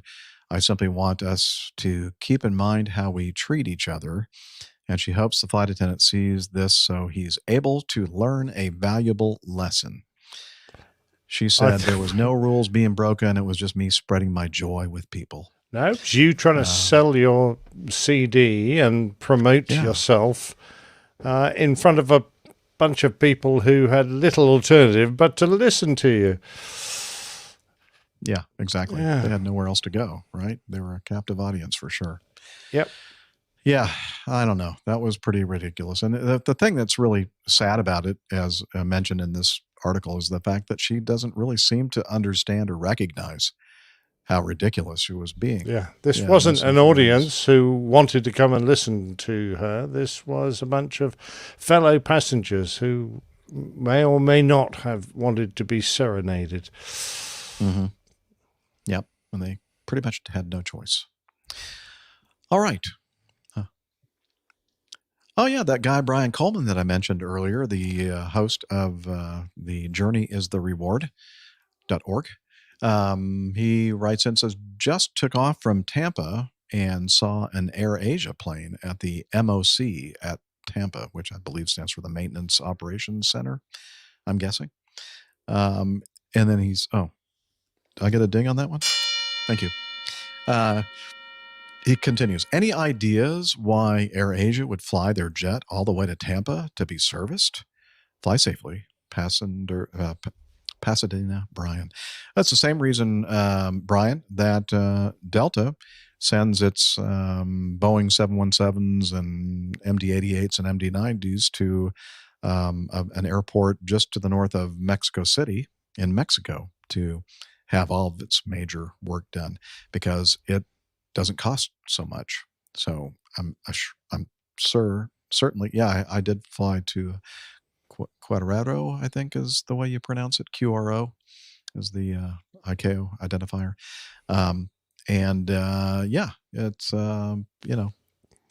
It's cheaper. And the funny thing is that Delta does a lot of, excuse me, I guess I'm not officially retired yet, so I should say, Acme still does a lot of work on airplanes, including military airplanes, like VIP transport airplanes from the Air Force, like Air Force One, Air Force Two, not Air Force One. I've never seen Air Force One being worked on by Acme in Atlanta, but I've seen some 757s and 737s, and I've seen some Navy Poseidons and some others being cared for and worked on, maintained at the Atlanta Tech Ops and other airlines as well. And you'd think that they just work on all of their own fleet, but apparently, they find it's more cost effective to send it elsewhere. So, yeah, I don't know. I don't understand myself, actually. Anyway, so that's the only way I know how to answer that. It's probably money, as Liz is saying. Money, money, money, money. Oh, yeah, we used to fly jets all around the world to have particularly their big checks, which might take several months. It's pretty much taken that if you can get a decent price, you'll fly an aircraft half around the world. London to Singapore, we used to get aircraft done there. Manila was another place we used to do, or if we were desperate, Dublin. I'm very joking. But we did used to send our 747s to Dublin for a while to get them serviced there. Did Virgin have its own maintenance facility at all? Well, we had, but not for C checks Not and for D heavy checks. maintenance. No. Okay. We had our own hangar at Gatwick and Heathrow. Okay. Interesting. All right. Why don't we skip the one with the littlest Air Force planes, because it'd be nice to have Camacho with us when we talked about that. Let's see. Let's continue on with this next one, number 6, from Brett. And he says, "Hi, Captain Jeff, Liz, Dr. Steph, Camacho Man, and I know there's another one. I can picture him. Old guy. Ah, well." This is your favorite listener right here, isn't it, Nick? Absolutely, yeah. Don't worry, I forget my own name as well sometimes. Anyways, I thought you might enjoy this flight deck video I stumbled across that captures a go-around in real time. You're able to see and hear their excellent crew communication and anticipation, go-around briefing, and late reminder as the pilots see a dangerous situation unfolding before them on the runway. The pilot creator also adds excellent background information and commentary. And that's from Brett Schuster. And then he, at the very end of it, goes, "Nick, his name's Nick. Nailed it." Yeah, way to go, man. He finally remembered. So this is a quite long video. I think it's 18 minutes long. And it's a little noisy, and it's good videography from the perspective of somebody holding the camera, like right to the right of the captain's head, and looking at the instrument panel and the control yoke and the front windscreen, and you can see they're flying over water, and they're about to land. Where did he say they were going into? I don't remember. No, he didn't say. Anyway. I'm going to let you, I'll have the link in the show notes for you to take a look at this. And it is a lesson in, briefing and coordination and situational awareness. Not just the captain, but the entire crew is aware that they're listening to the communications on the radio. They're hearing people cleared onto the runway. They're hearing the previous airplane ahead of them, missing the normal turnoff, high-speed turnoff, having to go down to the next one, and they're going, I don't know how this is going to work, and it kind of, formulating, okay, in case we have to go around, this is what we're going to do, kind of thing. So it's a good CRM, good watch, yeah. So we'll not play. Because 18 minutes, the show's already long enough. So, and we'd rather get to more feedback. Yeah. So thank you, Brett, for sending this in. And again, we'll have it in the show notes. So check it out.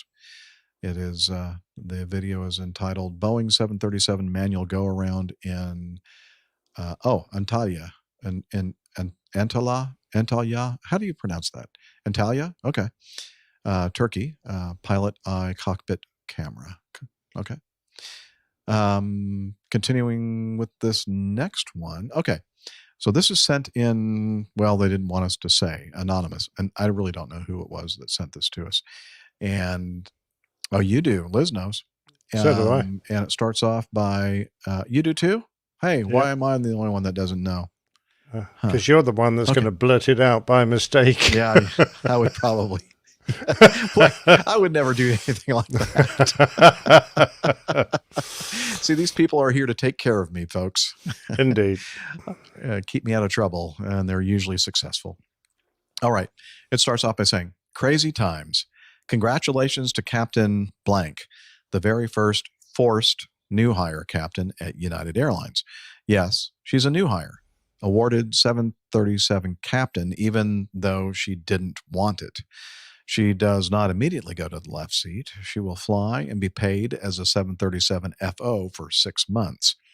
At that point, if not enough pilots senior to her have taken the bid, she is paid as a captain, but flies as an FO for an additional 6 months. Then at the 1 year mark, she goes to captain training. Now, I did reach out to somebody that I know who flies for a major U.S. airline that's not based in Atlanta, that is very similar to this airline. It's the same airline. And and I said, is this, I don't know, if this is true or not. And he basically said, yeah, that's mostly the case. Although he said his take is that if she really does not want to fly as a captain at the year point or whatever, that she will not be forced to. And maybe that's why the anonymous person put in forced in parentheses, that I mean, not parentheses, in quotes, that maybe she really won't be forced. But it's an interesting situation there. I mean, I don't quite understand. Is this just one captain that's been singled out, or is this all the new hire captains at the moment? I think it's all the new, and they're not new hire captains, they're just new hire pilots. All right, new hire pilots, direct entry captains, we'd call them.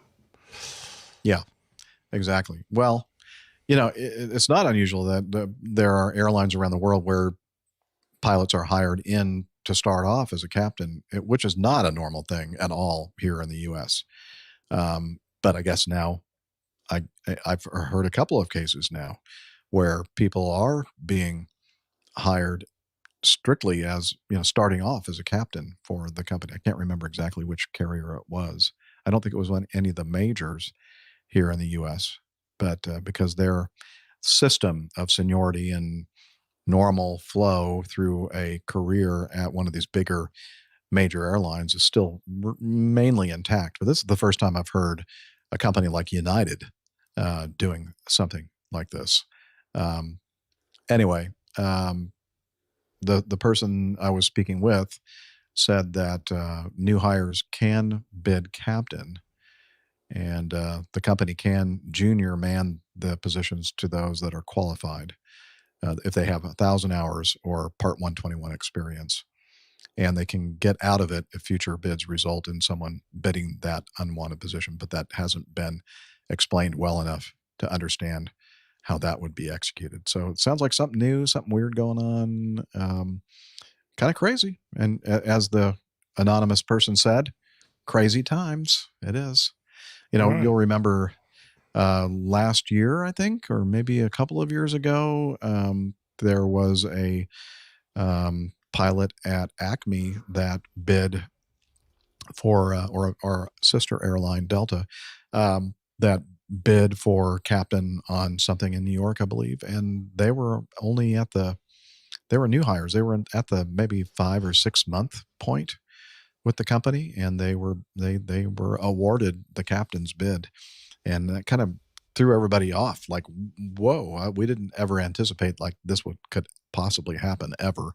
So they didn't really have any rules or anything to prevent this sort of thing from happening. And but I've been told that they really carefully monitored and watched the progress of these people that were very junior. And I think we also mentioned when we talked about it earlier that you have to recall that when we're talking about major U.S. airlines or major international airlines, people that are hired by them aren't just starting to fly airplanes. It's not like they, don't have many hours in their logbooks. They have a lot of experience. They've probably been flying for several years and probably have a lot of hours in their logbook. So it's not, and many of those are probably have been captains at like regional airlines and that kind of thing. So, there's a lot of experience out there, but they may be new with one of the major carriers. iHall Boxes in our live audience says it's cheaper for an airline to bypass seniority. Probably so. I mean, it's all about, making most efficient use of their money, I guess. I don't know. What do you think, Nick? I mean, this is not so unusual for a lot of the European and UK airlines, is it? The smaller ones, it would be unusual for a large established airline because they usually have the resources and the pilots in waiting who are just gagging for a chance to get into the left-hand seat. And they've got the experience, they've got the hours, they've got everything they need to do that. Now, if they were to run out of those experienced first officers and be left with a gap before they can promote anyone, they've got to fill that gap somehow. The only real way to do it is to bring in a pilot from outside with the required experience. And when that happens, it creates a bit of a furor. But if they want to maintain their standards and not drop the usually an hour's requirement before you can bid for a captain's slot, and they don't want to dilute the captain's experience levels by doing that, then they will take on a new hired pilot with the sufficient experience in hours to fill those slots. And then once those first officers that have gained enough experience become available, then obviously they're going to promote them instead. So it's usually a stopgap maneuver, but it does make a bit of a bad smell usually. That's one way to put it. Yeah, and I feel sometimes I feel a bit sorry for the new hire that's brought in to take this position because they're under the microscope. They've already said they're going to keep a really close eye on them. That can't be very nice. Everyone finds out about them. They, often find it hard to integrate with the rest of the workforce because they've got this albatross hanging around their necks. So, it can be an unpleasant environment to get pushed into. So I can understand it. There's resentment on both sides. Yeah, for sure. And I can also understand somebody who has been just hitting it for many, many years, probably flying horrible schedules, working their way up through the regionals here and not making a heck of a lot of money with the promise that one of these days you're going to be in the promised land and you're going to be just making more money than you know what to do with. And that's never true, actually. But just kind of giving them incentives for like captain's pay in just, a few months of being with United Airlines. And even at that 1 year pay scale for a captain on a 737 is probably more money than they've ever seen before doing this for a living. And so it's easy to see. I mean, these are young people, probably with young families, maybe, and, lots of expenses. And, that could be a very alluring thing. And I think companies know that in general, pilots can, they can be persuaded to do things that maybe they wouldn't be necessarily comfortable doing completely. But, you throw a lot of money at them to do it and they probably do it.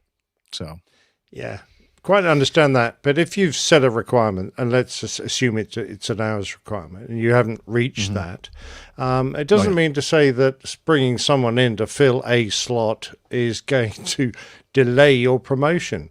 Because it's not like there was only one slot, and now you've got to wait another 5 years to get one. There are going to be lots of captains' slots coming up. You've just got to wait your time, and as soon as you get the hours, you'll get the chance to go forward and do your course. So it won't have. I don't think it will, generally speaking, have delayed their promotion. It's just someone's gone ahead of me in the queue. It's like anyone who doesn't like queue jumpers.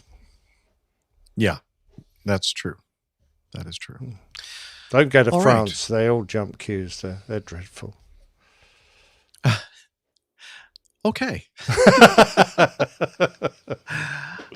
Captain Nick offends me at Airline Pilot Guy. Actually, I don't think that's going to go anywhere. That'll bounce. But it'd be fun just to scroll it out, just get it out of your system and send it. All right, that's right. Good therapy. Yeah, good therapy, self-therapy. The next one is from Sean, and he says, bad parenting or bucket list accomplishment? Okay. And he says, is this a lack of parenting or a kid being able to live out his dreams? I'm an adult, and this still looks like it would be fun. Okay, so what is Sean talking about? Let's play this video and follow along. Turn down the volume. No need to have it that loud. Okay, a little kid on one of those airline bag conveyor belt systems. Oh, he's being swallowed into the depths of the airport. Yes. It looks like, God. So far he's having, this is my favorite part. Wham! Yeah. Whoa. He's going at a hell of a rate of knots now, isn't he? Yeah, these guys that are working back there with hard hats on and they're going, okay. Safety equipment and... What are we going to do here? Let's stop the system and grab the kid. And sure enough, the kid is grabbed. He's safely rescued from his fun. The kid looked like he was having fun. I don't know. Maybe. Oh yeah, this is like Disney. But yeah. Anyway, yeah. So it's a cute video. You should our description of it, is not giving it, any. We're not doing any favors for you. Yeah. So you should actually watch it yourself and see what we were looking at there. But it was very cute. Yeah, you do wonder who was keeping an eye on him when he first got onto the conveyor by the check-in there. Sometimes it only takes a couple seconds of looking around and somebody asking you a question, and then all of a sudden, okay, where did little Johnny go? I don't know. Yeah. Anyway, thanks, Sean. 11. Okay, we're going to jump to 11 from AJ Schramm, or Alpha Juliet, as he likes to call himself. Schramm, Alpha Juliet. Or Scram, maybe. Indeed. Hello, most esteemed crew of the guy who formerly pilots airliners. He put in question, or in a question mark there. I have recently become a landowner in glorious Scotland in the interests of helping reforestation or some such good cause, and therefore and henceforth may be referred to as Lord Alpha Juliet. Lord Alpha Juliet. Okay, so we're starting over. Lord Alpha Juliet here with some timely feedback. More on that in a moment.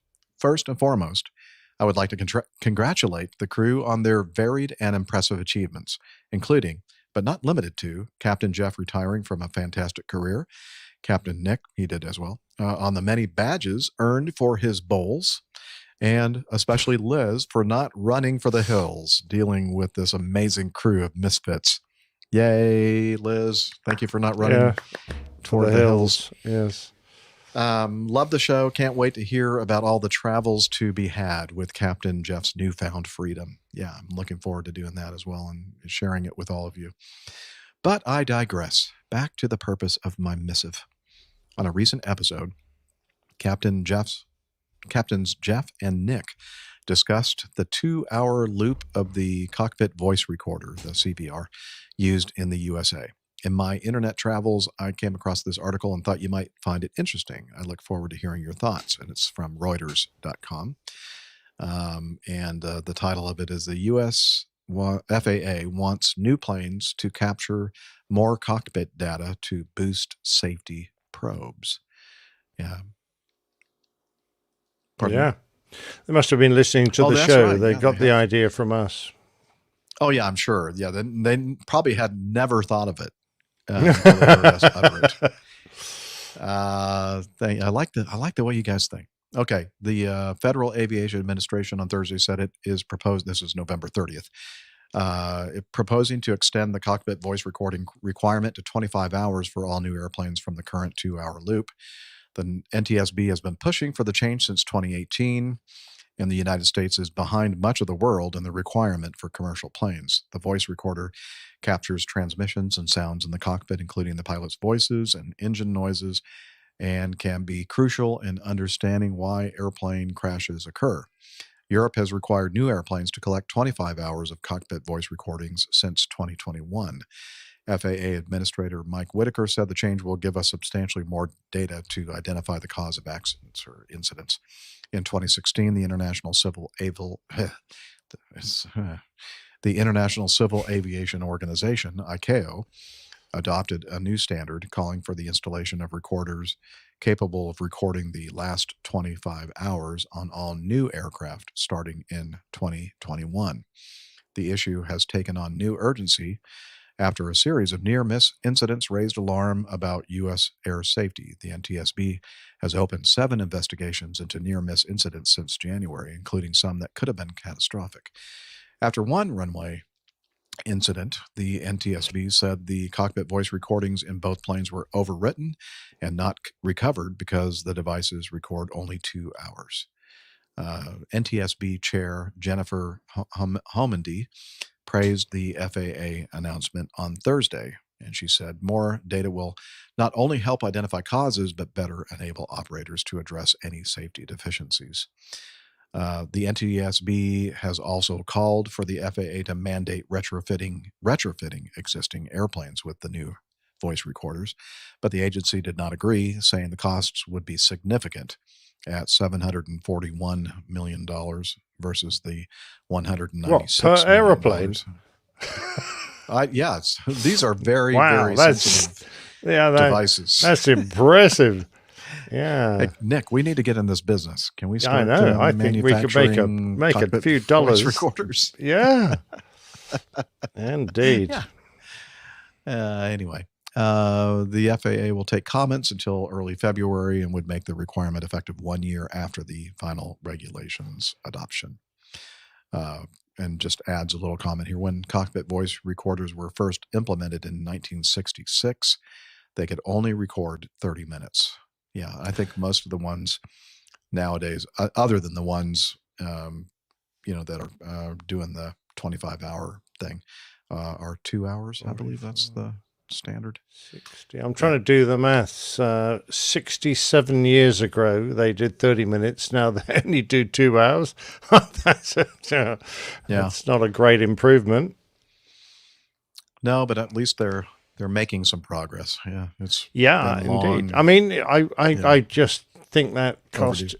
Is I think it's overdue, most certainly. After all, we're great believers in driving for safety, and this is,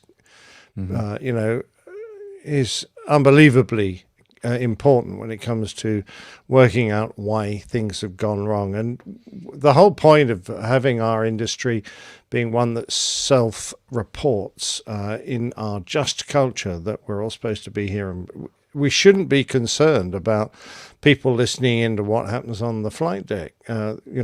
Those days of worry that some manager's going to listen to every conversation that happens on the flight deck just in case you criticize the management of the company or something, and then they're going to fire you. That's patently ridiculous.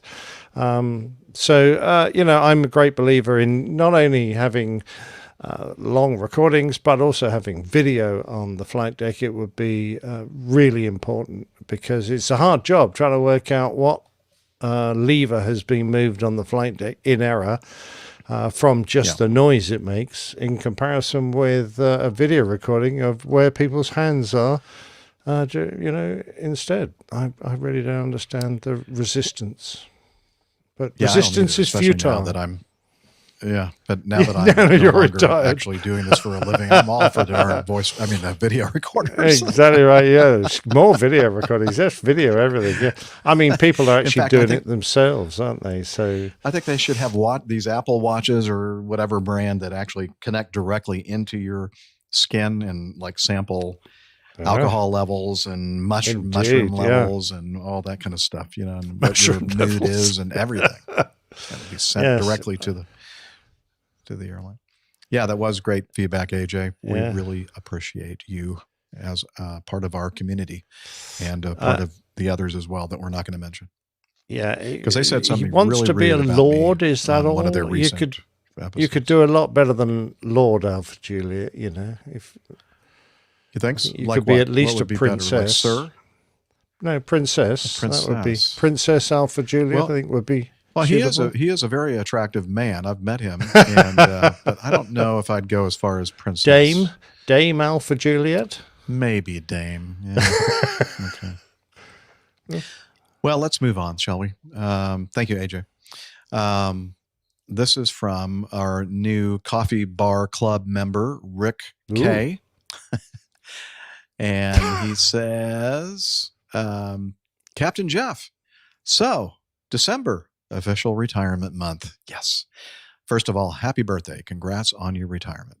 Thank you very much. Appreciate that, Rick. I was talking to Captain George Nolly of the Ready for Takeoff podcast, of course, at Recurrent a few months ago. He mentioned that he did an episode with you and one with Captain Nick. Yeah, but the one with Captain Nick, I think he ended up erasing. Yeah. and Yeah, from you're saying, any, I'm never doing this evidence. again. I'm giving this podcast up. No, I think that he probably enjoyed that one much more than the one he did with I me, think because I think he has not. probably a lot more in common with Captain Nick than he has with me. Anyway, I recently listened to them, and they were both great. Oh, but that got okay. me thinking. Captain Nick should interview you for an episode of Plain Tales. Well, say, Rick, God, I'm I not don't know that if, desperate. if you're new, if you're well, yeah, not only that desperate, but apparently you don't understand that Captain Nick's Plain Tales are usually about 20 minutes long at the most. Yeah, no, And I if he can't do a interviewed 4-hour me- plain tale. Yeah, it would be a multi-part Plain Tale. Yeah, indeed. You don't want to have to endure that. There are a couple of places. Yeah, there are a couple of podcasts that I've been on as a guest, the Brazilian podcast, and Yeah. one I just recorded with Brian and Micah. That you can kind of get your fill of me just yakking. Yeah, you don't. Nick. Well, Nick I just would doesn't actually have the quite time, and- enjoy it because I could delve into those bits that Jeff has yet to reveal. All the Well, you know what would be fun? All the Honestly, dark when I was reading this, corners. Rick, when I was reading Rick's feedback, I'm thinking, it would be a lot of fun for just the two of us to just start, drinking some beer and recording and just talking about, and because I think that we could both learn a lot about our own individual experiences and careers in flying. Having one of these things, it might be a several hour thing, but we could maybe put that out as a something separate from. I think that would be a lovely what we do here on idea. the show. Yes, I like that. I'd That's have a great one. I'd have Jeff. a great time. Yeah, in for that. Let's think about it. Yeah, we got to start singing. Although, I'm not sure. We'd have to probably put an explicit rating on Yes, the thing you if, get your if Nick was bleeper ready. singing. We're the going things to move on to a he few says. rugby songs. Anyway, he even says it. In fact, maybe you both interview each other, looking back at your airline careers. No wonder I was wondering how I came up with that that's idea. a good That idea. was from Rick. Yeah. Yeah. So I think it would be a great addition to Captain Nick's Plain Tales. Yeah. Super. I think we'll do that. separate from Nick's Plain Tales, though. I mean, those are nice. Oh, and no. compact little It'll save me pieces of having to work. write anything. Okay. Anyway, keep up the great work on the podcast. You have a great crew with you there. I know. And I am sure Liz keeps all of you in line. Well, she certainly she does tries. try, Rick. Yeah. Yeah. But as evidenced by our shows, obviously she doesn't always succeed. No. Luckily, Right. we've got a volume switch. We could just turn her down. Yeah. Or just quit Unity, which is our comms software. But we wouldn't want to do that because we'd be lost without her. I know. All right. And then you start getting the hate Number mail. 14. Yeah, no kidding. Yeah, they like Liz better than they like us, Nick. You know that. Indeed. Yeah, Steph. Yeah, she's the favorite, of course. Anyway, so let's do this next one with Warner. Let's see, APG 595 feedback. Good speed at JFK. Okay, that was the incident going into Kennedy's 20 left, 20 right in the American Heavy and the PC-12 good speed. He writes, the PC-12 was operating VFR. You can hear it at the beginning. It's possible they never loaded the localizer and were going to visually acquire the runway and track to it. It raises the question, Can you even tell a VFR arrival to join part of an instrument approach? I think you can, or I don't know. What's a localizer? He put in quotes. I fly a PC-12 in that airspace for a different company and go into JFK about once a month. Because the PC-12 is slower than airliners, we present a challenge to sequencing, especially on final. It's not uncommon at all to be given a last-minute runway change to the adjacent parallel runway. I've had that happen at Boston and JFK. This is from Captain Sandy. Oh, okay. Well, I guess he goes by Captain Sandy in the Timely Turboprop. Interesting. Okay. But his real name's Warner. Interesting. Yeah, I'm still not really sure, although I think many of us assumed that the PC-12 was doing something in error, and it could have been that maybe they were just taking their time, making that transition to the right side, to 20 right, because there's no evidence based on the data that I've seen that the PC-12 ever left 2,500 feet. That they were level at 2,500 feet the whole time. They had not started their descent. But I also understand the concern that the American heavy jet had watching them, especially if this was at night. I think we determined it was at night, and just seeing a couple of little lights or whatever, and wondering, well, they're right above us, or how's this going to work? So I don't know if it's fair for us to say definitively that the PC-12 guys were the ones that messed things up, or maybe it was just out of an abundance of caution by the American pilots to kind of do a little. Well, certainly the American guys seemed very concerned about it, and I think if you've operating a lot in the US, you're going to come across these situations much more than those of us that visited the country even now and again. So I can understand if it had been a European crew, they probably would have been freaked out by it. But the fact that an experienced US crew were really concerned makes me think, well, they probably had a right to feel very uncomfortable with that particular approach. Yeah, but they were long haul guys, Nick. And those guys, I mean, they hardly ever fly. Ultra cautious. Yeah, they're really real old. wimps. Yeah, old wimps. They can't really see. Oh, that's probably true. Actually, they got great big thick glasses. Yeah, you would think that if they couldn't see very well, they probably wouldn't have noticed that PC-12 there. So I take that back. Well, that was probably the young first officer going, "No, look, it's there!" And the old captain's going, "Where? Where? What are you talking about? What'd you say, Sonny?" With this little, the horn thing that you stick in your ear. Oh, yeah, that's right. Speak up, Sonny. I can't hear you. I can't see anything, can't hear anything, haven't felt anything for 20 years. Yeah, that's long haul through and through. Yeah. Okay. We've had enough fun with that. Okay. Yeah, we can do that. Okay. Let's take a look at this one, Nick, from Merle. And he entitled his feedback, Inverted Wings. And his feedback starts out with a quote from the article. John Edwards has hit the pause button on his career as a professional race car driver. The 2008 Star Mazda champion and 2009 Atlantic Championship title winner will trade a lifetime of using cockpits and inverted wings to race on the ground to soaring with bigger cockpits and relying on larger wings, which are in the right upright position, I guess, used for flight. And this article is from racer.com. Let's see. John Edwards is a 32-year-old Kentucky native. He's stepping away from a successful career in open wheel and sports car racing, where the last decade has been spent in the employ of BMW to forge a new life as an airline pilot. He says, it's an interesting time in my life. I've raced my whole life since I was 8 years old, started in go-karts, and it was just father-son bonding at the beginning. I never dreamed that it would evolve into what it was. But as you get through life, you start to look at what's next and what does the future hold.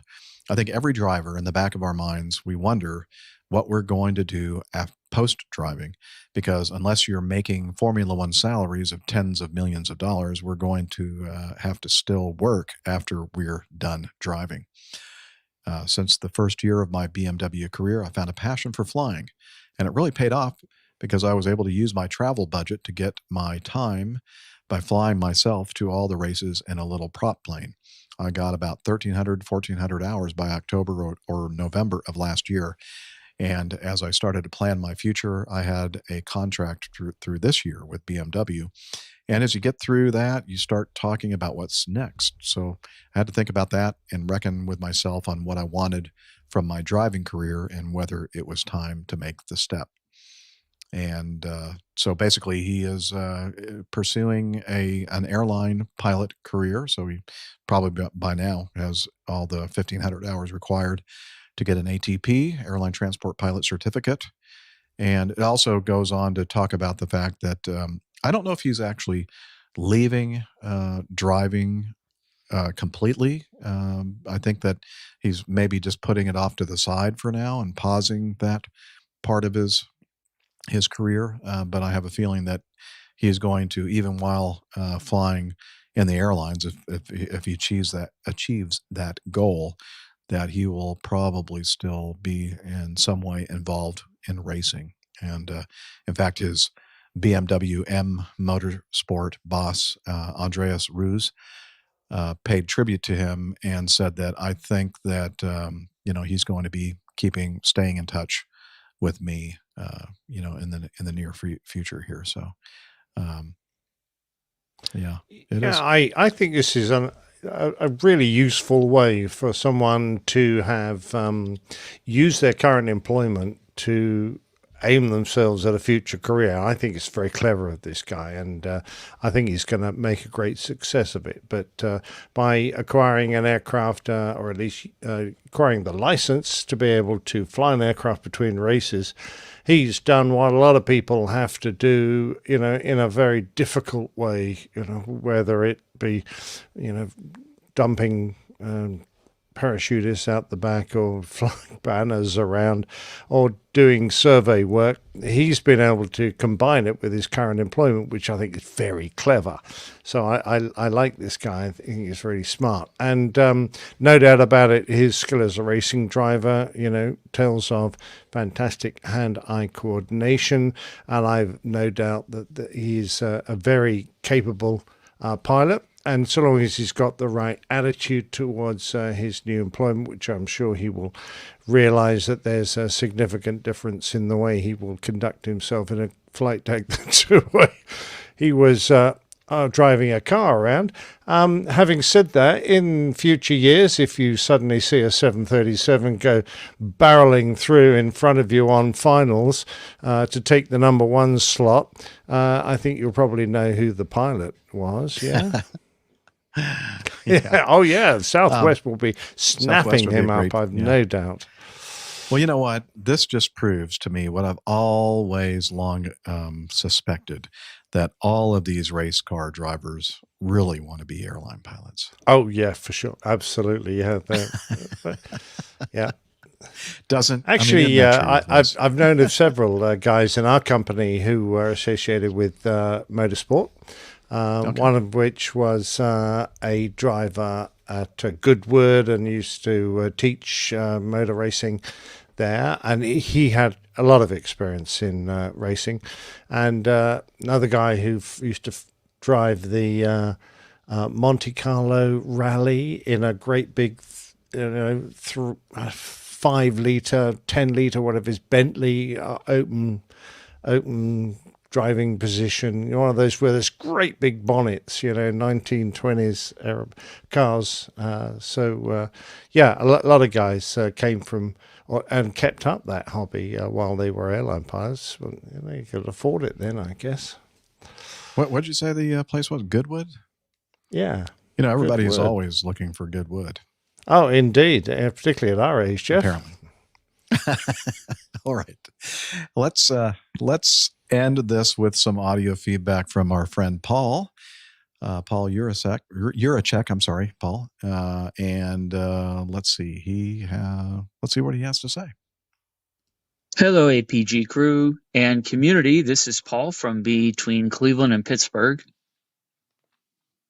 I was curious about what's easier for you guys. Is it easier to send in a sound file or do SpeakPipe when you try to put these into the feedback into the show?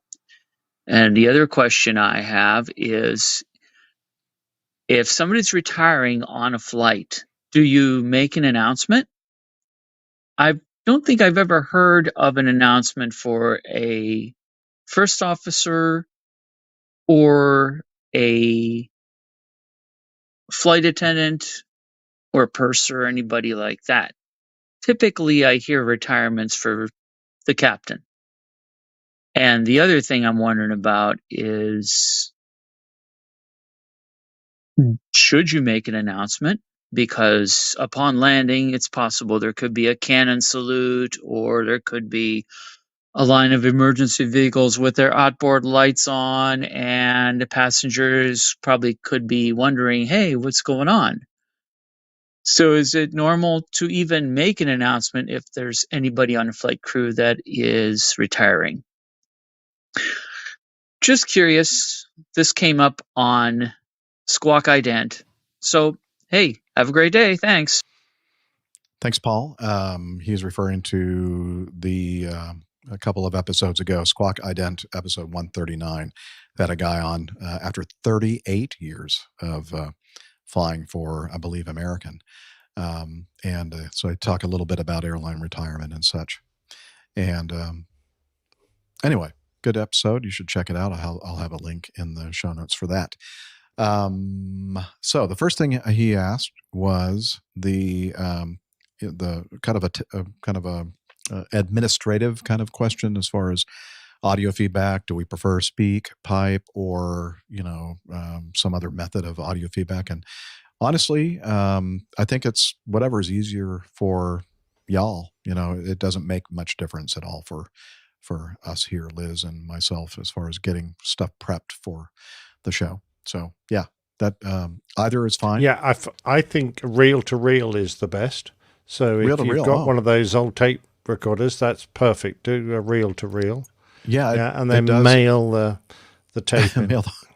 It does really. I mean, there's a lot of nuance that the reel to reel would catch. Oh, it would. Yeah, absolutely. Yeah, we don't want little cassettes. Really they're really annoying. Those cassettes. Yeah. 8-track stereo. Yeah, that works. 8-track. I don't know. I don't have an 8-track player anymore, Nick. That might be a little bit difficult. I know. Sorry. Let's see. What was the other question? Retirement. So I think that let's say hypothetically, it's me.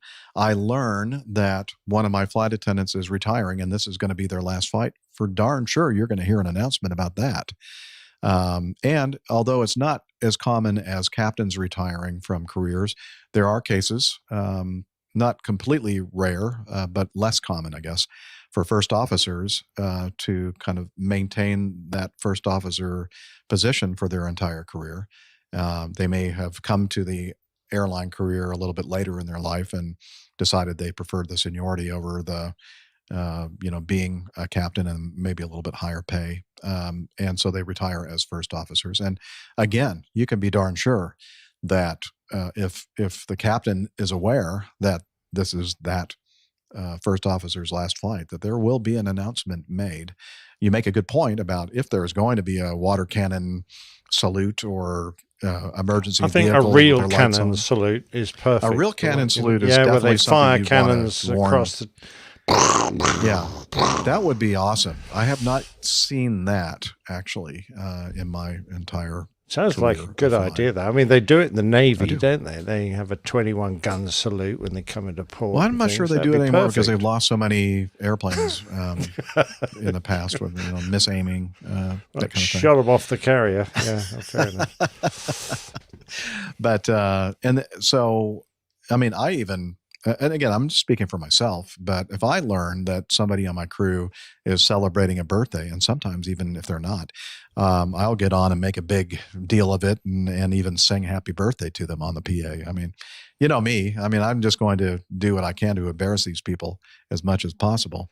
And I'm, obviously just witnessing what you're hearing from me, I'm not really that embarrassed at all by what I say.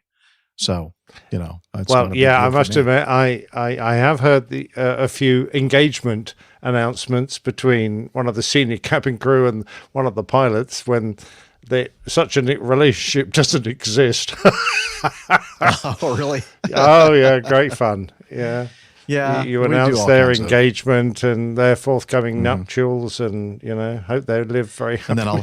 And then all passengers getting, oh, congratulations! So yeah. lovely, and then you great just embarrassment. kind of smile and nod and think of a way to get back at the person that just did that to you. Indeed. So it's not uncommon at all. And by the way, just a quick word about the Squawk Ident airline retirement show that they did a couple of shows ago. They had the 38-year-old not 38-year-old, 38-year captain. He was talking about, and it really made me at first kind of a little irritated because he was talking about like they were talking about the people like me who wouldn't necessarily want to have the big party and the big celebration and want to just kind of sneak out the back without anybody looking, kind of thing. And also for guys, they were talking about people that want to continue flying after their Part 121 careers, like flying, like the handsome, the good looking Captain Jeff. He didn't have it out of his system yet. He still wanted to fly, and there are a lot of us out there like that aren't ready to kind of hang up the flying boots and that kind of thing. And I've never ever questioned that at all.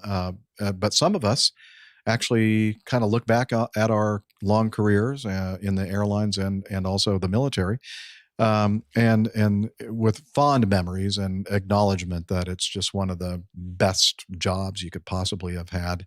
But even with that, you understand that there are some other things I want to do that I really didn't have the opportunity to do while I was doing this for a living. And I've kind of like, I've had enough of it, and it was great. Don't get me wrong, but I just want, to do something else now with the years that I have remaining in my life.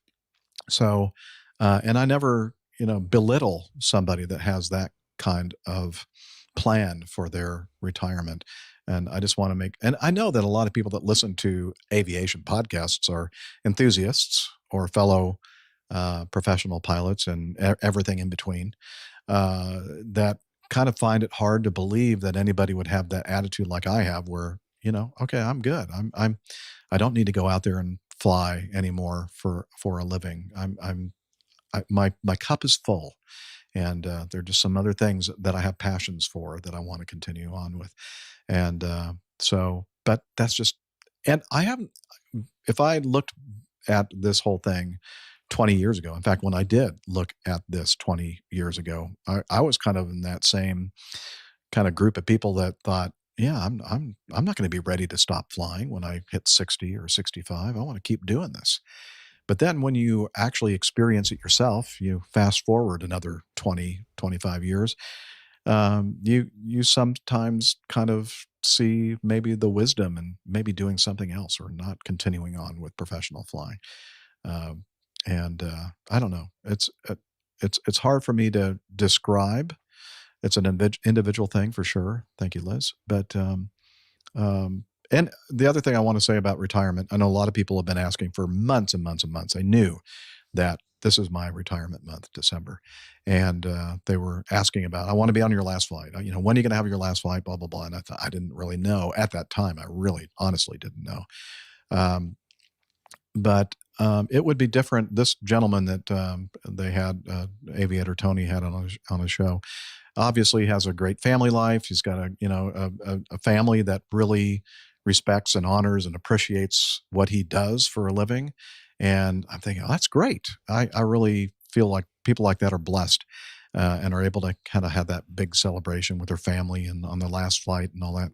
And that's if my situation were like that, I think I'd probably do the same darn thing. But my situation isn't that. And so, yeah, I just found it easier just to kind of quietly stop doing what I'm doing as far as actively flying. But aviation is not something I'm retiring from. Aviation podcasting is not something that I'm retiring from. I'm still going to be very involved in the passion that I have for aviation by doing this podcast. So I just felt like I needed to say that because a lot of people have been asking me about that sort of thing. So I don't know.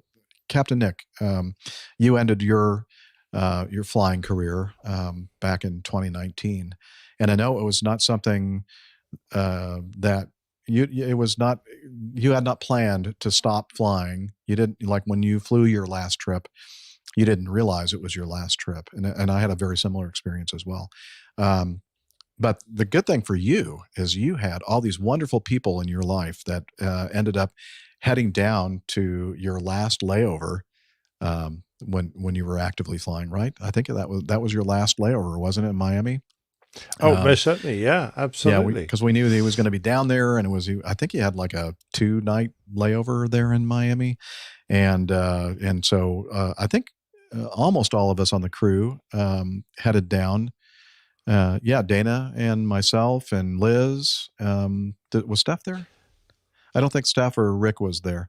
But anyway, several of us from the crew were down there, and we had a meetup at that wonderful little restaurant right there just south of runway 27. On the edge of the airfield. Yeah, it was fabulous. Yeah, and it was a grand time. We had a good time. But yeah, as I didn't imagine that was going to be my last trip. It's funny, isn't it? But now I look back at it and think, well, actually, that was a beautiful way for it to finish, and I'm perfectly happy with it.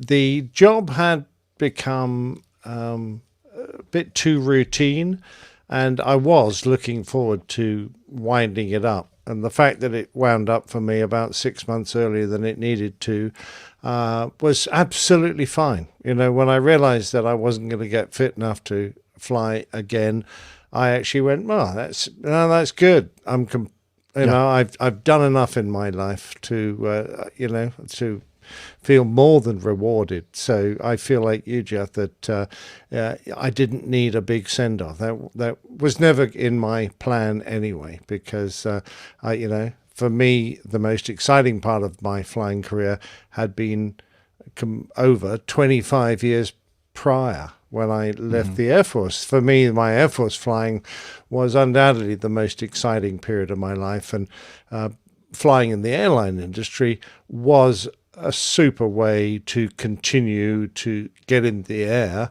and to make a good living at it.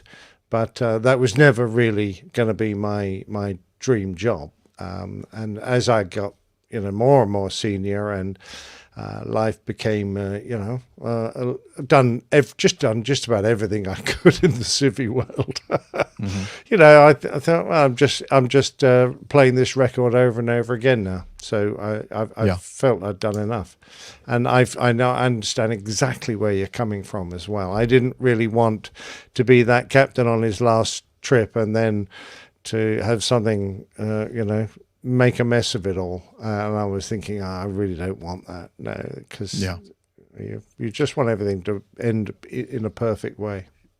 Just like Seinfeld, you stop at the 10-year point and say, that's good. I want to end this on a high, right? I don't want to absolutely screw anything up. Yeah. Although that last show was horrible on Seinfeld. But what I'm going to say is that, when you said it started becoming routine and everything else, I didn't feel that way until I'd say my last year, and especially in my last 6 months. the things that didn't ever bother me in my previous 34 years started getting to me, started bothering me. And I vowed to myself, if I ever got to the point where I kind of dreaded going to work, then it's time to stop doing this job. And it never quite got that far. It was kind of another situation stopped me from continuing on until right now.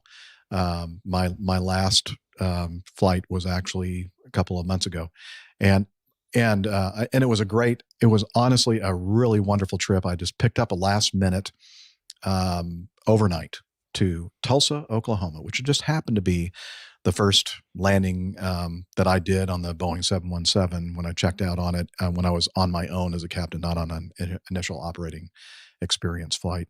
And it wasn't a very good landing. In fact, I remember talking to you all about how I slammed it in because we had a very, very strong headwind. Yeah. And in fact, one of the listeners here, I don't know if he's still listening or not, he was a passenger. And when he was getting off the airplane, he yelled something like, "Hey, Captain Jeff," something about my landing. It was not a compliment. And I certainly didn't deserve a compliment for that landing. It was horrible. But the nice thing is that my last landing, and again, I didn't know it was my last landing, just much like Captain Nick, you didn't know it was your last landing when you landed at Miami. In a way, I'm really thankful that it was like that because I didn't have all these like, oh no, this is going to be it, and get emotional and maybe like praying it on or thinking, oh shoot, I really wish I had another. I don't think it was a bad landing. I don't remember it, which is a good thing. And the really nice thing about this overnight trip, so it was just one leg to Tulsa overnight, one leg back, and it was my first officer's leg on the way back. Great first officer, never flown with him before, and I think it was First Officer Hoffman. Great guy, just a wonderful guy. And I got to meet up with Sean and Karen in Tulsa. Unfortunately, the geezer, Larry, was unavailable because it was just a very last minute thing. And but we met up with Sean and Karen at a very nice restaurant. My first officer and I convinced him to go along with us. And it was a great celebration. It wasn't great as like what you got to experience, Nick, with a bigger group of people and all that kind of stuff. But I mean, it was just as nice, I'd say. And so Sean and Karen, I know you listen. Thank you so much. I mean, it really means a lot to me that you were part of the very, very last part of my flying career. So anyway, just wanted to say that. Oh, okay. Oh yeah, this is a beautiful picture. I'm going to have it framed. Okay, so Liz is talking about this picture of Nick's last landing in Miami, and I am going to quickly try to share this with you so you can look at it too. And she said it was through a very dirty window, and it was pouring rain. Yeah, excuses. And here we go. Boom. There we go. Yeah, that beautiful airplane. Damn 330 as well. We didn't have any 340s right? left by then, so I was relegated to flying the twin-engine monster. February 27th, 2019. There you go. Yeah. Awesome. You see, I'm being chased by a flock of birds. Can you see that huge flock of birds? Yeah, that flock of birds is actually flying faster than your jet, I think. I think it is. Yeah. They're trying to overtake me. Anyway, so I thank you for giving me a little bit of time to talk about that. I'm not sure that I'm finished yet with that topic, but as I mentioned in the past, I do plan on having some kind of a party next year, and maybe if all of us are able to be in attendance, you included, Captain Nick, we can both going to make a point of it. We can both celebrate the end of our careers in the airlines, and so thank you, Paul, for asking the question that allowed me to kind of expound a bit on that. And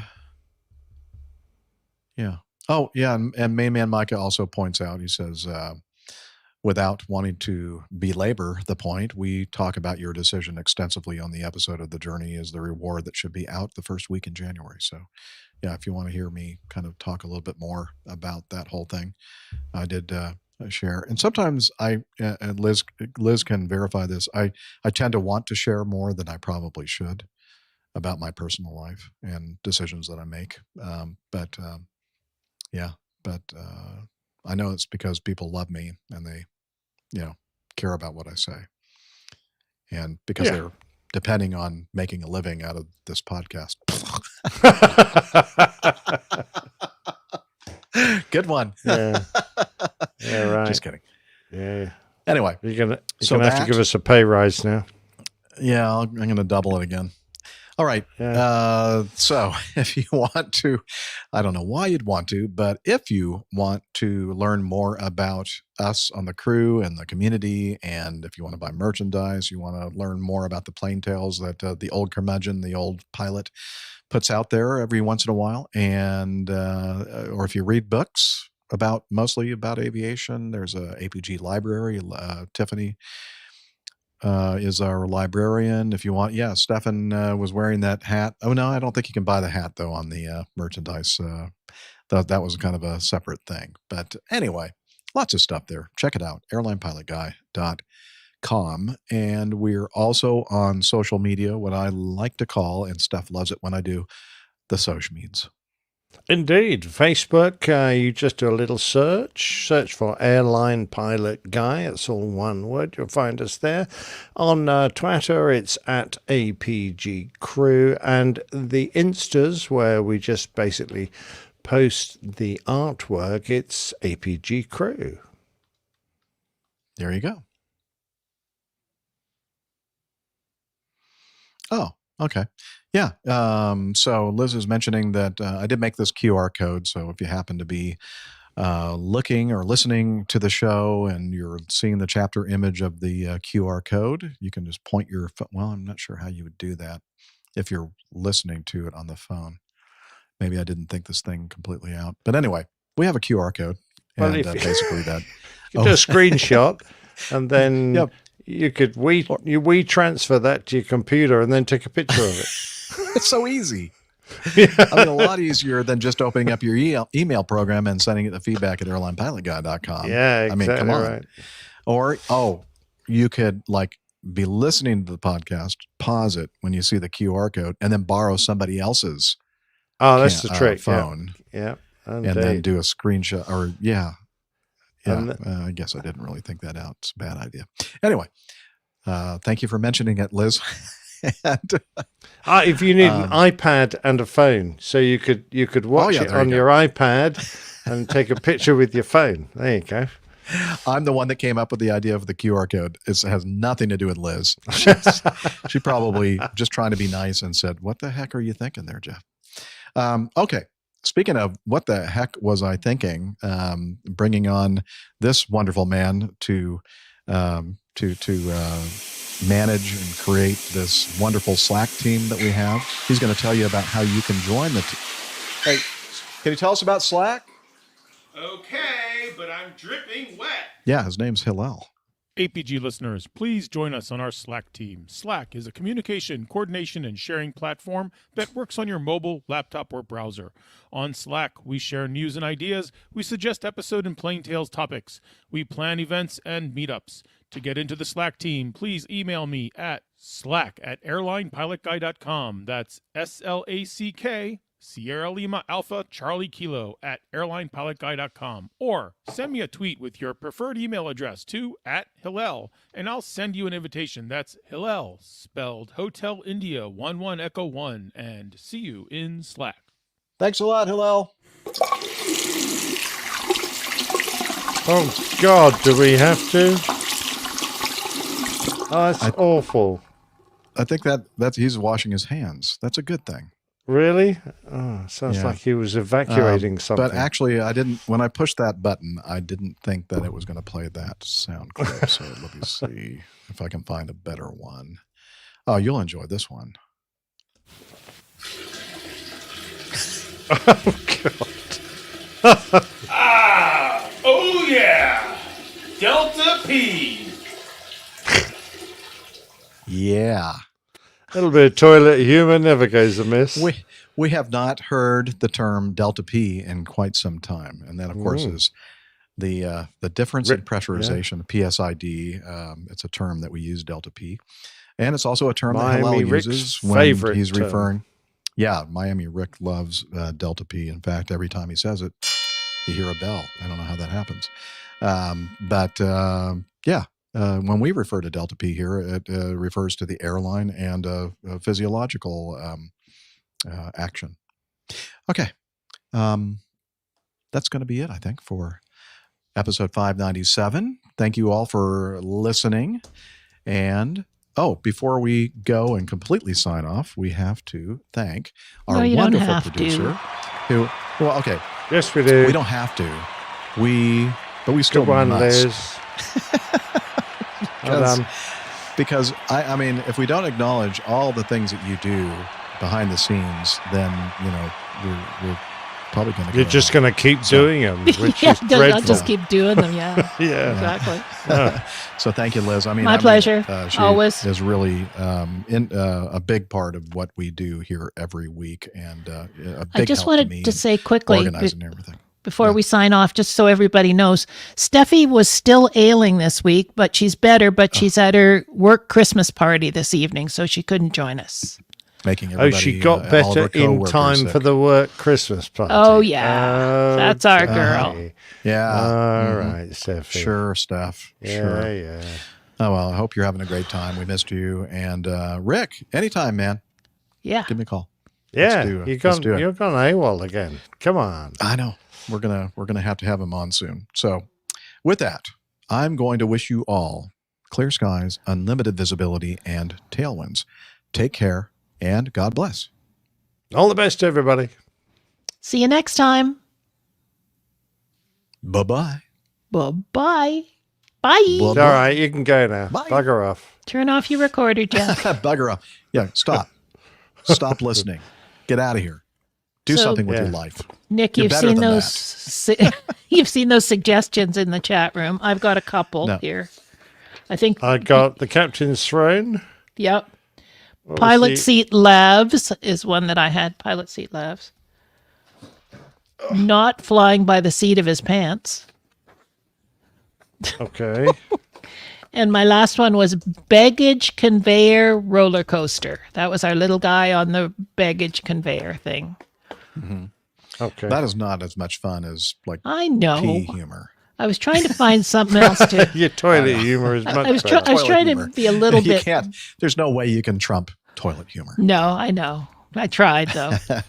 I know, but thank you for the effort. I really do appreciate it. Try to bring some balance. I'm sure Captain Nick has something to work with there. I'm sure he does. Well, sadly, yes. Sadly, yes. Sadly. Right. That's too funny.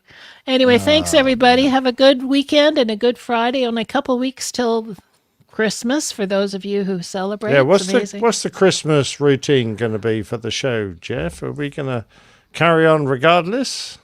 Haven't figured it out yet. I'm assuming so, but I mean, if the crew wants to take a week off, we can do that.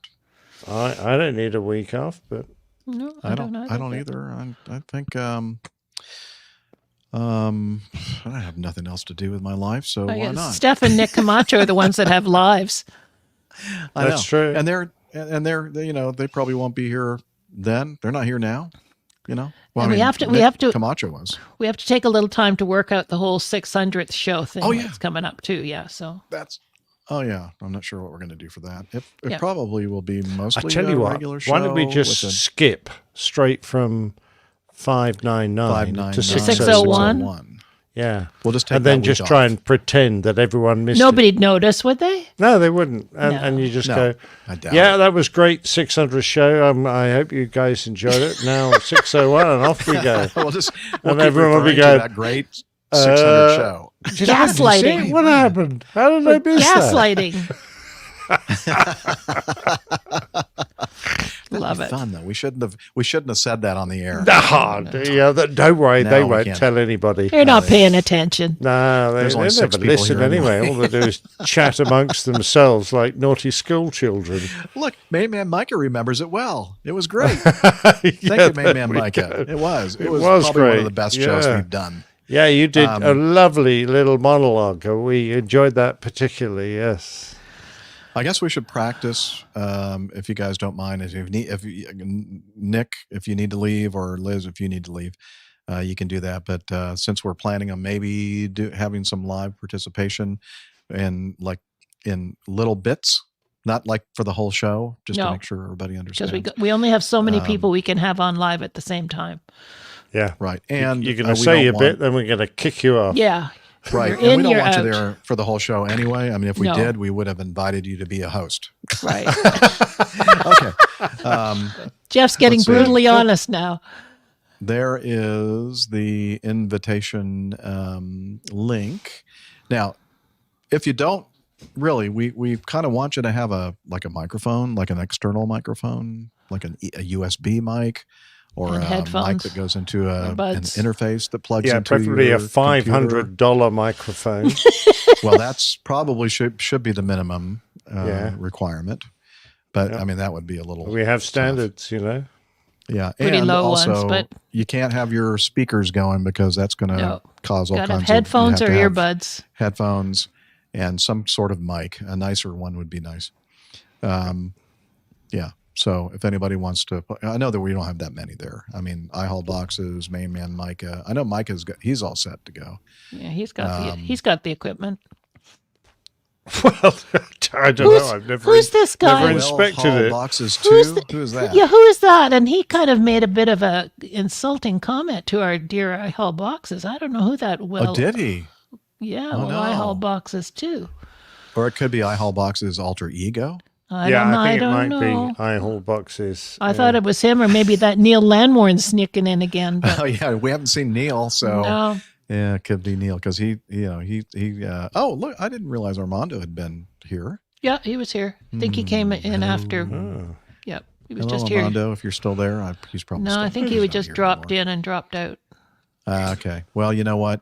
Because I never did apologize, but we ended up recording exactly when they recorded. I know we on did. Fridays. I thought of that just as we were starting, actually. But anyway. Yeah, sorry about that. Sometimes we don't. Sometimes we just don't think. Well, we were kind of in a jam for time this week with Jeff singing commitments and Captain Nick and Steffi not being around, and we didn't want Nick to have to stay up too late tonight. And No, I've got to be up early tomorrow. so you head off whenever you need to, Nick. Well, I'm going to wish you well, actually, and go and put my head down. So, hey, Okay. great show. Well, Actually enjoyed it. Sweet Thanks dreams. very much. Yeah. Thanks so much Cheers. for being there, Captain Nick, as you always are. Thoroughly enjoyed it. With rare exceptions, and you add so much to the show. It's really, and some of it's actually pretty good. Enough of that. Have a good one, Nick. Thank you very much. Night. And he knows I hate being damned by faint praise. Cheers. Bye. Bye.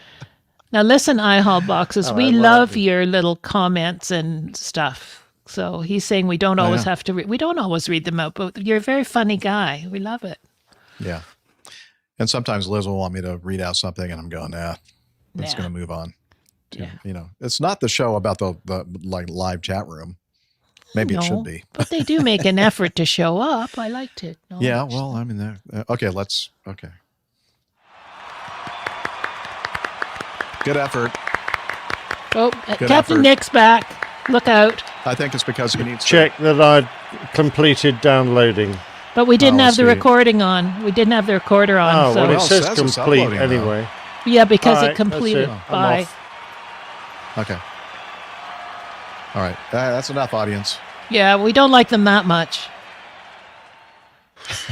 And when we're being all snarky and sarcastic, it's because we love you. And looks like Liz decided that she's had it with this whole thing, and so she left. So Oh, nope. She's changing her mind. I did. No, I did the swipey thing. I did that. You did the swipe. The swipe. The yeah. Nick swipe. Yeah. Man. Doesn't look like anybody's joining us. Doesn't so. feel like anybody's. Well, I think we'll just wrap it up. Well, thanks, everybody. Since we're not really doing the 600 show, yeah, we can just say it was great, that audience participation that we had. Yeah, exactly. All right. Well, bye, everybody. Go ahead and end the stream. Have a good weekend. 2 of you that are still there. Bye. Bye.